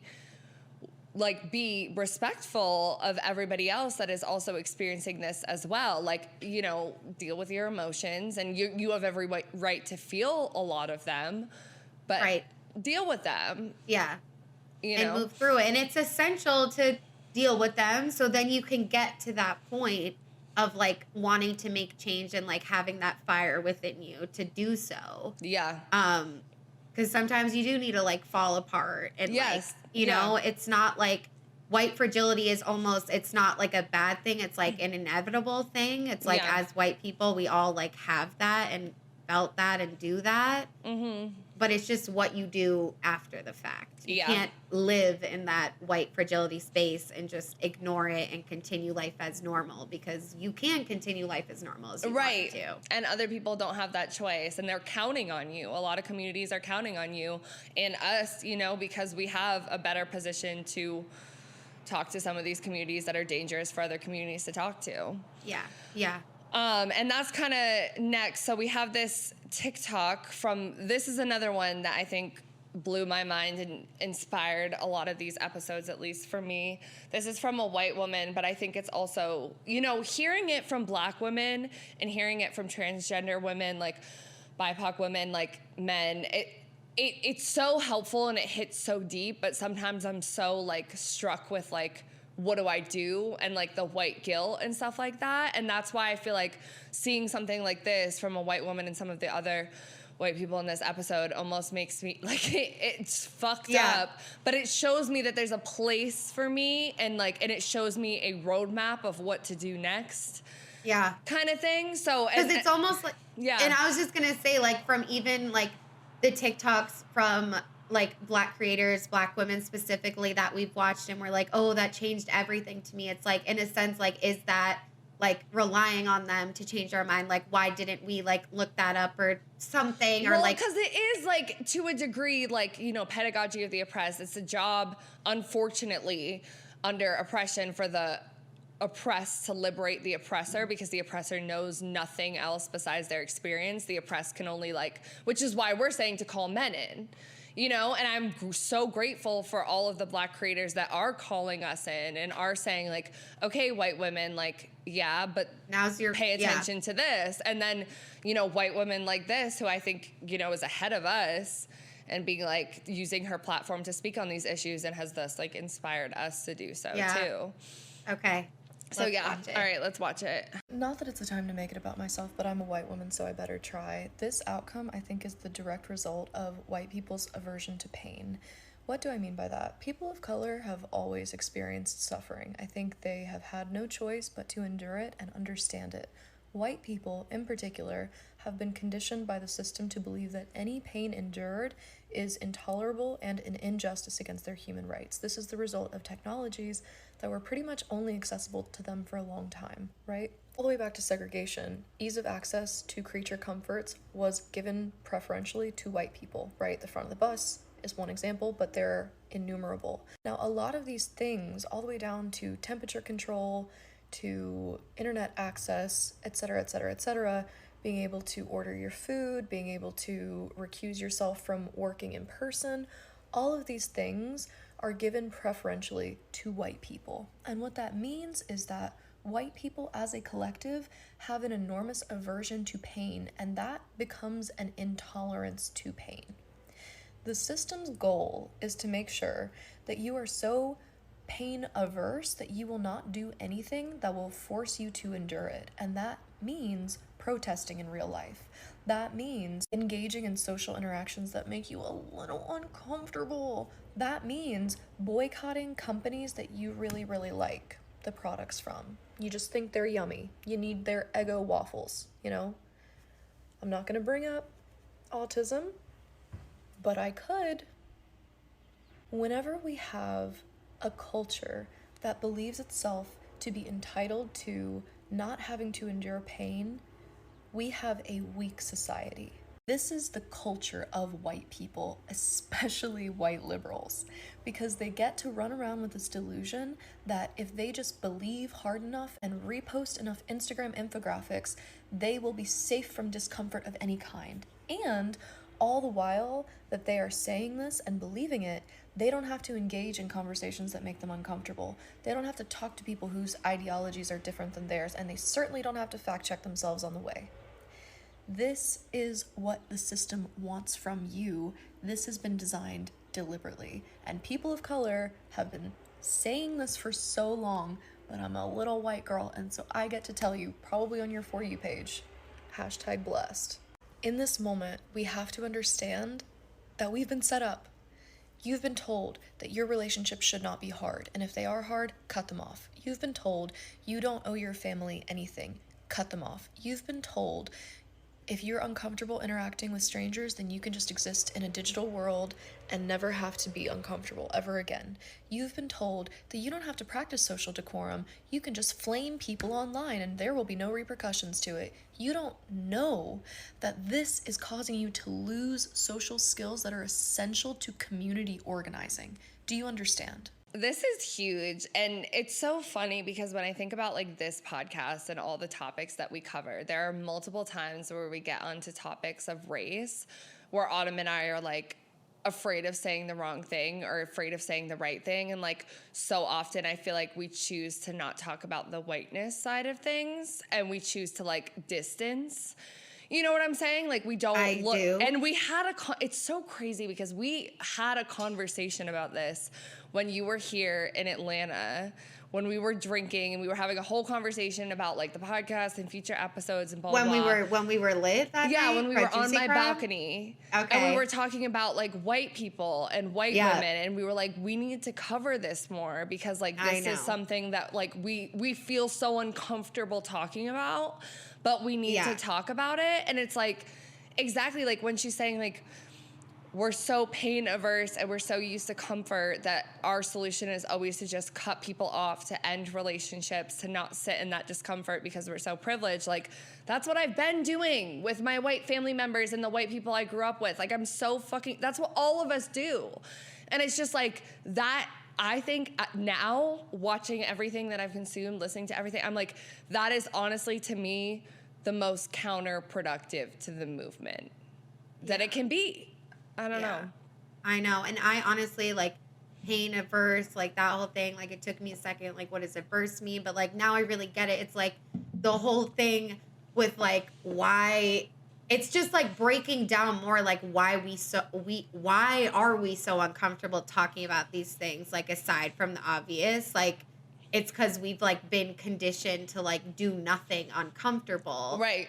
While like people of color, like black and brown people, it's like they're always doing uncomfortable things because they're living in a white supremacist world and country, like in the United States.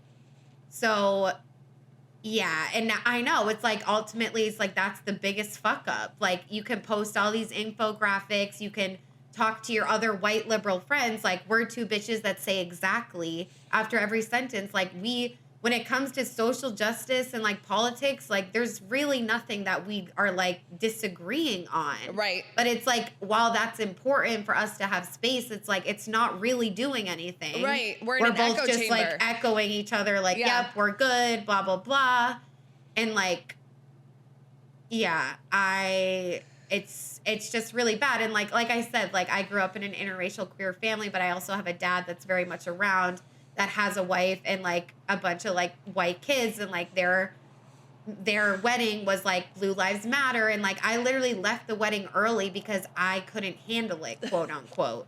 And it's just like, bro, like it's not funny. Like I had a real opportunity to like do some shit. The number of arguments where I've gotten very angry at a Christmas party and like stormed out and cried or like whatever, instead of sitting the fuck down and sucking it up and having a fucking conversation, like, is insane, because I just feel so ostracized around other white people, because you do, like, as a liberal person, like, you know, depending on what communities you're in, you feel ostracized, but you're really like, we're not compared to other people, and think about the discomfort that other communities of people that are oppressed have to feel all the time.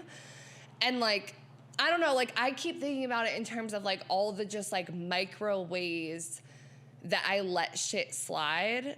You know what I'm saying? And like at work, in social interactions with certain stuff where it's like you don't correct something, you just like let it happen.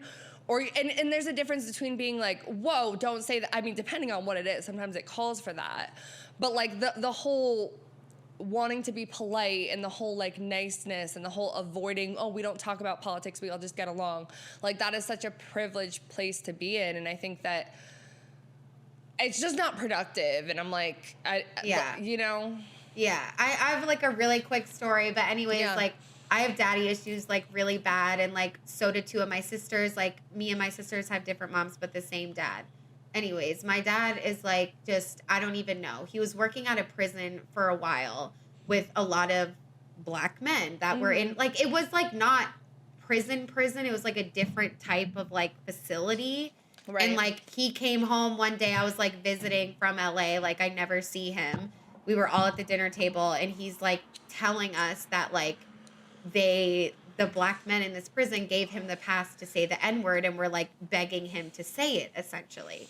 And like the words were like about to come out of my mouth. I was like, Dad, what the fuck? And my sister, who's 20 years old, was like, shut the hell up. And like, I was like, that was a moment for me. I was like, why was she quicker to do that than me? You. Like I'm the big sister. And like, that was like, and I'm not going to act like it's easy to like talk to my dad like about these things, but I've let him slide with so much misogynistic and like hateful shit, honestly, like throughout my whole life, because like I feel silenced by him in general. Yeah. But it's like, I feel, again, like white and guilt, emotionally but I feel exhausted too. I feel guilty about that. And so I don't want to sit here and act like it's fucking easy. Like it's not the hardest thing in the world, but it's not like easy to do it, but it is so important, because at the end of the day, I don't feel threatened that my dad's going to take my life or hurt me or lay his hands on me. Like you know what I mean? All it's going to be is an uncomfortable conversation. Like, and that's on like decentering men too. Like, why am I so worried about his feelings? Like when he says fucked up shit, but it's like I feel that, like, I know I need to do more, and like I can be with my moms and like with my brother and like feel safe. We're all like gay fucking family. But I go over to my dad's side of the woods and I'm literally like fucking scared to speak. Like, why? Yeah. Like, I should not.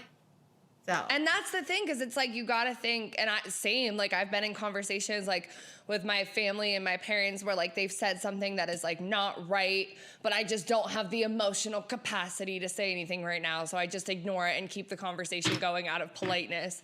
And it's just like, by me doing that, then it's enabling it, and then it leaves it on someone else to potentially have to correct or have to experience.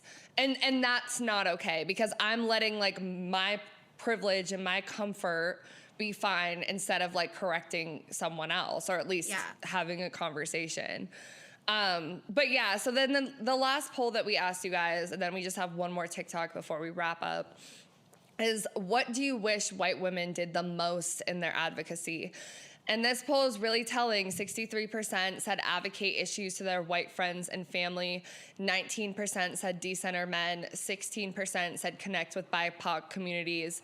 And 2% said go to protest. And I will say, like, for a long, long time, I thought my activism was connecting with BIPOC communities. Like, I thought it was like that, like they see me as an ally, and that is just like such a like white savior complex, like such a like they need me, such a like, oh, I can't be bothered with discomfort and everything else, that like, you know, no, or like, I'm not on the white side, like I'm not on that bad I'm side, I'm not one of them. And it's like, in reality, these communities are probably in a lot of ways making themselves uncomfortable by accepting me. Like, you know what I'm saying? Like, not to that degree, because like these like are my very good friends, but also like you got to think about that. If this is someone else that's joining your friend group that is white and does have that privilege, it's the same if you invite a man to a group of a bunch of like women friends, like, you know what that means and stuff like that. And I thought that that's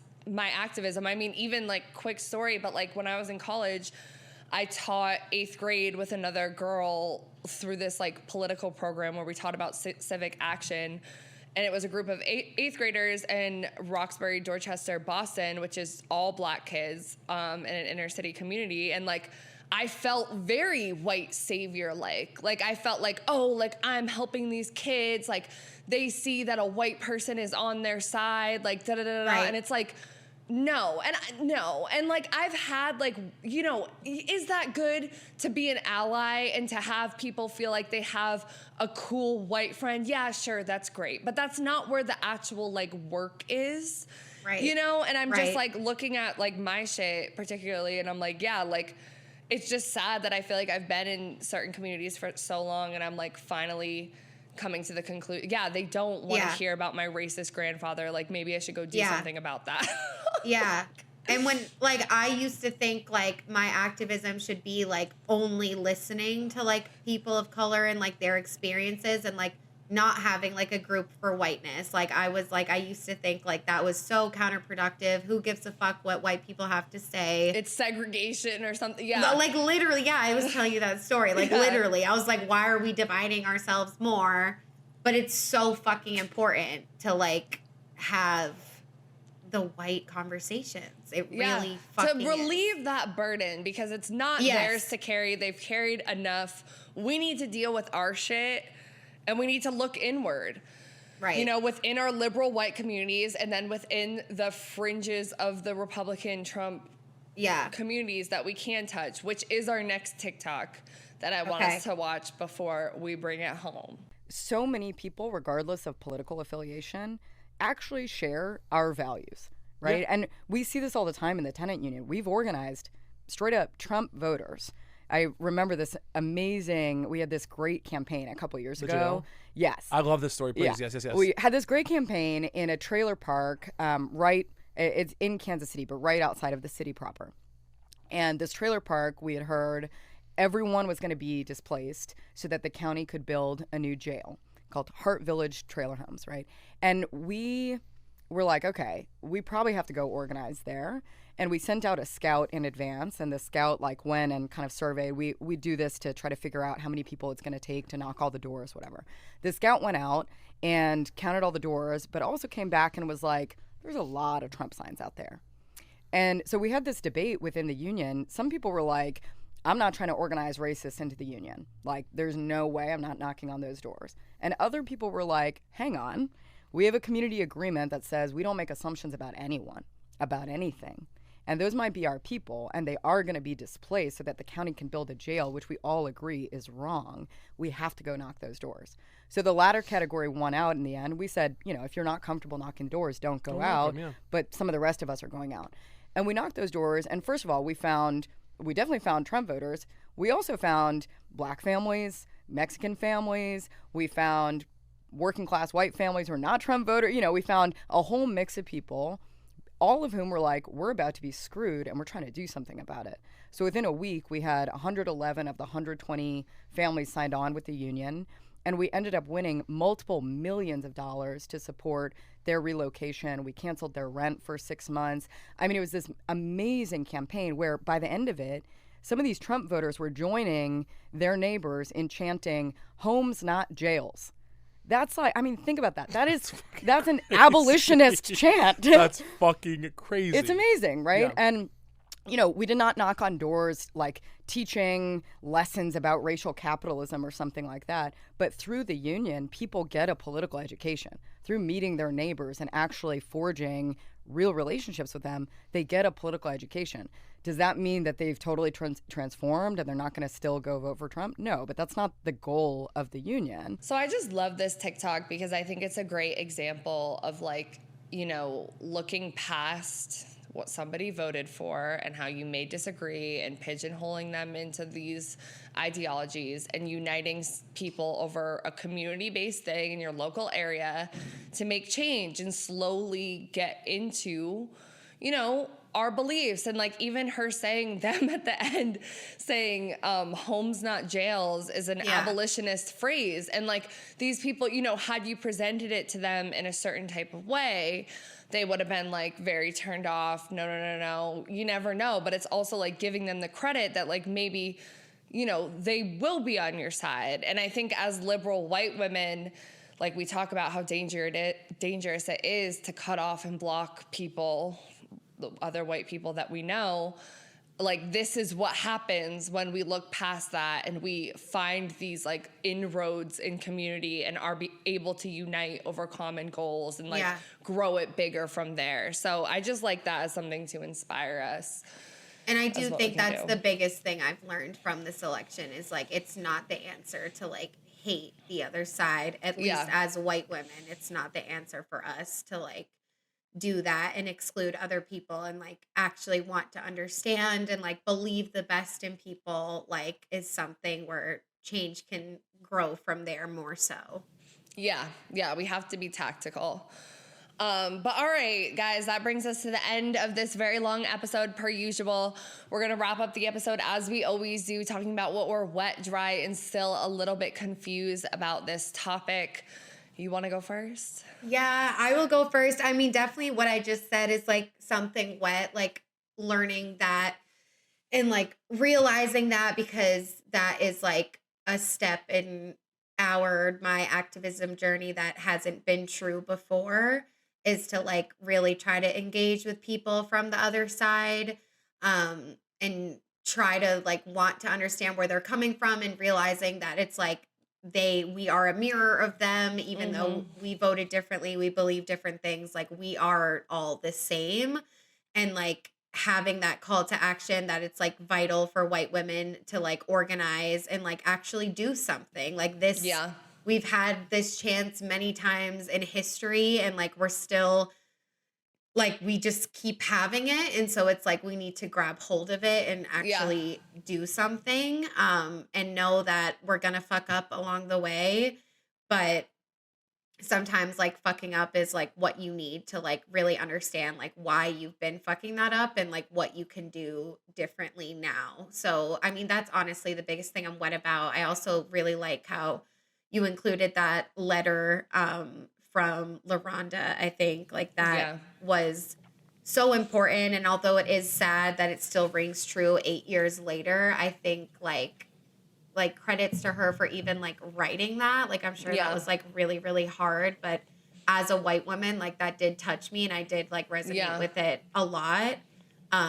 So yeah, I liked that letter. Yeah, same. I was gonna say the same thing, like that letter particularly, and also very wet about all the creators that sparked this in us, because it's not like I don't think I would have come to this conclusion had I not been consuming content on TikTok from a lot of the creators that are mentioned in this episode, and then ones that we weren't able to include as well. And a lot of it comes from not white liberal white women. There were some definitely, but a lot of it comes from Black creators.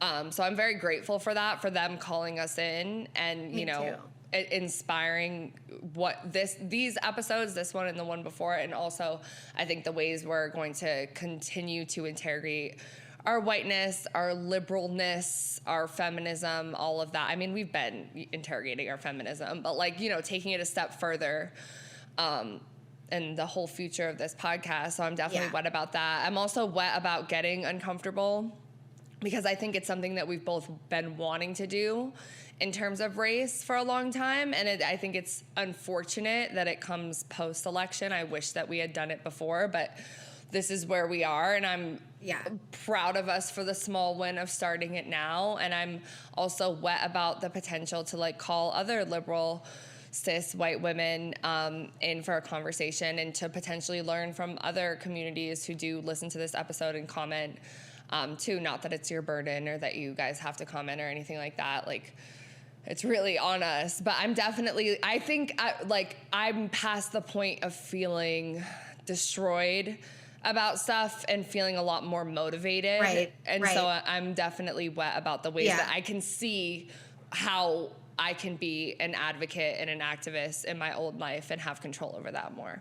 And just because Trump won doesn't mean it's over. In fact, we need to bring ourselves together more so now than ever, because he did win. And even if Kamala Harris won, we would still need to do that, because this country needs a lot of fucking work. Yeah. And for dry, I mean, it's a lot of dry. Like, it's like, not that like talking about it is dry, talking about it is really good, but like the state of our country is like devastating, and like it has been so like for so long. And it's like devastating to hear that white women are the largest bloc, and like they're essentially like the ones responsible for not only this Trump election, but like the one in 2016 as well. And I guess like on like empathy, like again, like it is like, I feel like I learned through this episode that a big reason like white women voted for Trump is because they do feel protected by him, like from their white cis women, because of like their whiteness and like all of that. And it's like, as much as it's fucked up, like it does break my heart for them that they like think they're actually being protective, and like it's all false, and they're like essentially like falling for his games, because we all know he's not a feminist like most of us do. So that's like really hard to talk about too. And I don't know, like I know like white guilt is not the answer, but I do feel very ashamed of myself for like making like bad comments about white women that voted for him, because like I know it's okay to let out your emotions, but at the end of the day, like through this episode and like just all of this post-election content that we've been watching, it's like I really think it's like the biggest disservice, like you said, that we've been doing, like excluding ourselves from those Communities that literally look just like us, but have different views.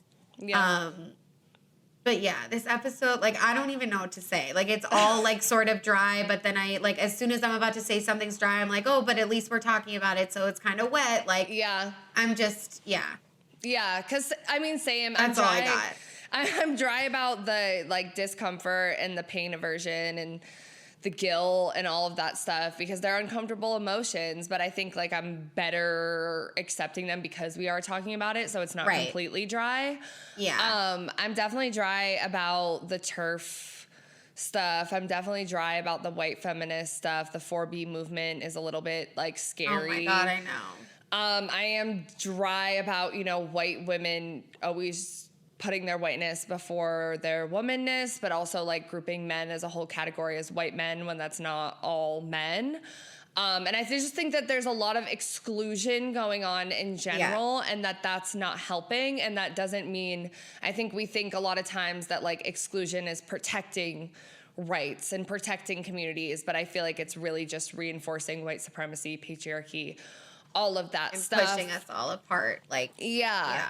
And a part of me is like dry, and I mean, also going to be getting into confused, and because that's a lot, like all of these different communities, these different identities, untangling them all, making sure we're like unlearning everything, talking about it all. Like it can feel fucking overwhelming, but at the same time, I think it's our responsibility. So yeah, totally. And I guess I'm dry too about like, from what I learned about people shaving their heads and like how that was like really hurtful, and just that, America, the United States, white people appropriate everything and like make it some trend on TikTok when it's something like a lot more serious and things like that. But for Confused, it's like, I have really been thinking about like reaching out to some of my childhood friends that like are white women. Like some of them live in Florida now and some of them still live in Massachusetts where I'm from, and like what to say and like how to navigate that, but really wanting to hear them out. And like I like feel like called that I should really do that because these are people that like I know.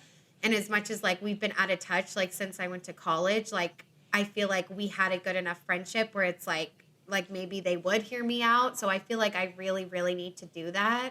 Yeah. But like I am like, just feeling a lot of ways about it that I need to just like look past and do it. But it can be confusing on like what to do, what's the right thing to do. But I think ultimately it's just like keep talking to the people that like make you feel safe, and like just as much talk to people that like make you feel uncomfortable like about all this stuff too. Like don't just like stay in your safe zone of like your liberal friends and like all of that. Like we do need to branch out, and I guess I'm still like trying to unlearn like why that even is so hard. Like I feel like the pain averse stuff and like the pedagogy of oppress like kind of helps me understand that, but it's like I don't know. It's just confusing, and like organizing more too, like because I think about my hometown a lot because that's when like I had the most friends, but like out here in LA, I think there's opportunity for me to like do things too, even though I don't know as many people. Like I think like I should like do something like that as well. Yeah, definitely. I think same, like confused about ways in which to get involved. I mean, I've already started conversations with some Republican white women, like I said, but that's like simply not enough. And I think I need to do more in Georgia because it's such a key state. And I have been connecting with neighbors. I think I'm going to start going to HOA meetings because I live in a condo building. That's like a good start. Yeah. It doesn't always have to be like a political thing. Just start getting to know your neighbors. So I think I'm really going to start there. I've been thinking about the trans ally stuff, but like, definitely confused about the ways to keep this going because I don't want it to be something that's just like spark emotions and then let it drop. I want because it to be it's happened consistent. before, and it continuously happens when some like major event that's broadcasted all over the world, like a presidency or police violence, is what steps people up. But then it like fizzles down, and it's like we cannot do that again. Like collectively, we can't do that. We can't again. go back to the political apathy and everything like that, like before. Yeah, Right. Exactly. And I think the last thing that I'm mostly just confused about is, like I said, like I think I still have work to do as far as unlearning certain transphobia, even though I'm not actively, I would say, transphobic. I think I need to learn more inclusive ways to add that to my feminism, and then, just continuing to unlearn white privilege and all of this stuff. Like, it's a confusing journey. It's a lifelong journey. I think I'm confused about the ways that I participate in performative activism and also centering myself in certain issues. Like, I know I've definitely done it. It's so easy to sit up here and point to the blue bracelet movement, and I don't want this episode to just be like, we're pointing at them, bad, bad, bad. We need to do better, because it's us as well in the little blue bracelet moments. And I think I'm confused about figuring out, you know, I know I need to do a lot of work in those small social interactions, those like elevator interactions, those cashier interactions where I have an opportunity to say something but just choose not to because I don't want to be uncomfortable and this person doesn't know me. But I think I need to stop looking at it that way. I think because we live in a digital world, we've deprioritized these in-person interactions, but they hold so much power. And I know that's a challenge for me, so I'm a little confused about how I'm going to do it. But like the letter from LaRonda said, I think, you know, looking at people at the past and how they did it inspires, you know, a lot of the strength that we're going to need. Yeah. But yeah, I think that about does it for this episode, guys. Make sure you are following us or subscribing, like on YouTube. So you can be notified and in the know of future episodes. We release weekly, okay? Make sure you like this video, drop a comment, email us, DM us. We want to keep the conversation going. If you have any other topics that stem from this, particularly about unlearning whiteness, other specific things, like please let us know. Yeah. And make sure you're following us on Instagram and TikTok at So Wet So Dry, the O's are zeros. We have started to post more TikToks recently, and we're hoping to keep that going. And you can submit in the polls and all that. So just find us everywhere at So Wet So Dry, the O's are zeros. We also have listener support. It's 99 cents, $4.99, or $9.99 a month. It is through Spotify in the bottom of the description of every single episode, no matter where you guys are listening. We would greatly appreciate that so much. And yes, please comment, keep the conversation going. Let us know what you thought, and we love you so much. We will catch you in the next episode. Bye! I watched this video essay that absolutely blew my mind. It's called The Unknown Pleasures of Problematic Romance, okay? And essentially, she talks about the romance genre as a whole. And as a genre, it is a fantasy. Now, when we watch any other type of fantasy like Harry Potter, Narnia, Marvel stuff, there is a certain suspension of disbelief, right? These people have powers, there's wizards. We know it's not real, but we're engaging in this fictional setting. And so if romance is a fantasy, instead of typical superhero defeats evil villain with violence, you have a woman brings problematic man to a point of surrender with her empathy and femininity. But why don't we see this as a fantasy? Why do we consume it as something that we think is possible? We don't think that we can suddenly fly or shoot spider webs out of our fingers like Spider-Man. We don't think that we can just go destroy a whole town to protect from evil. But in romance novels, there is a general belief amongst us women that we can save problematic men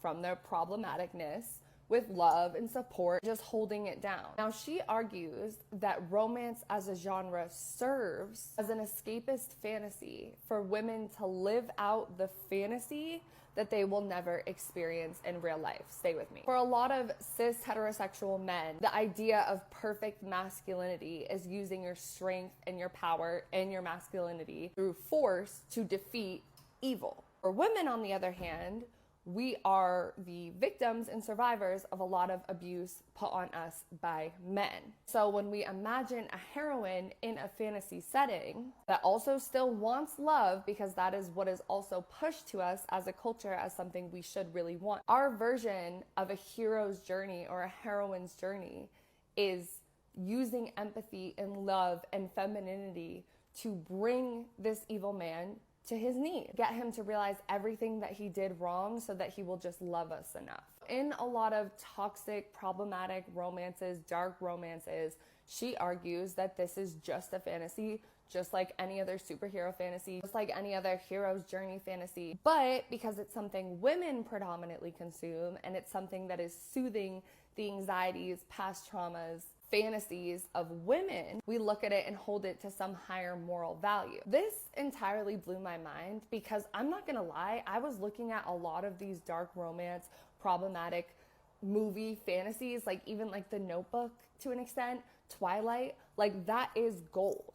Like that is what I'm supposed to do, like that is what I should achieve, like da-da-da-da. And I swear to God, ever since I watched that YouTube video, I just look at romance as a genre so much differently. I'm looking at it as a form of catharsis. I'm looking at it as a form of escape, as a form of this is art, this is media, this does not exist.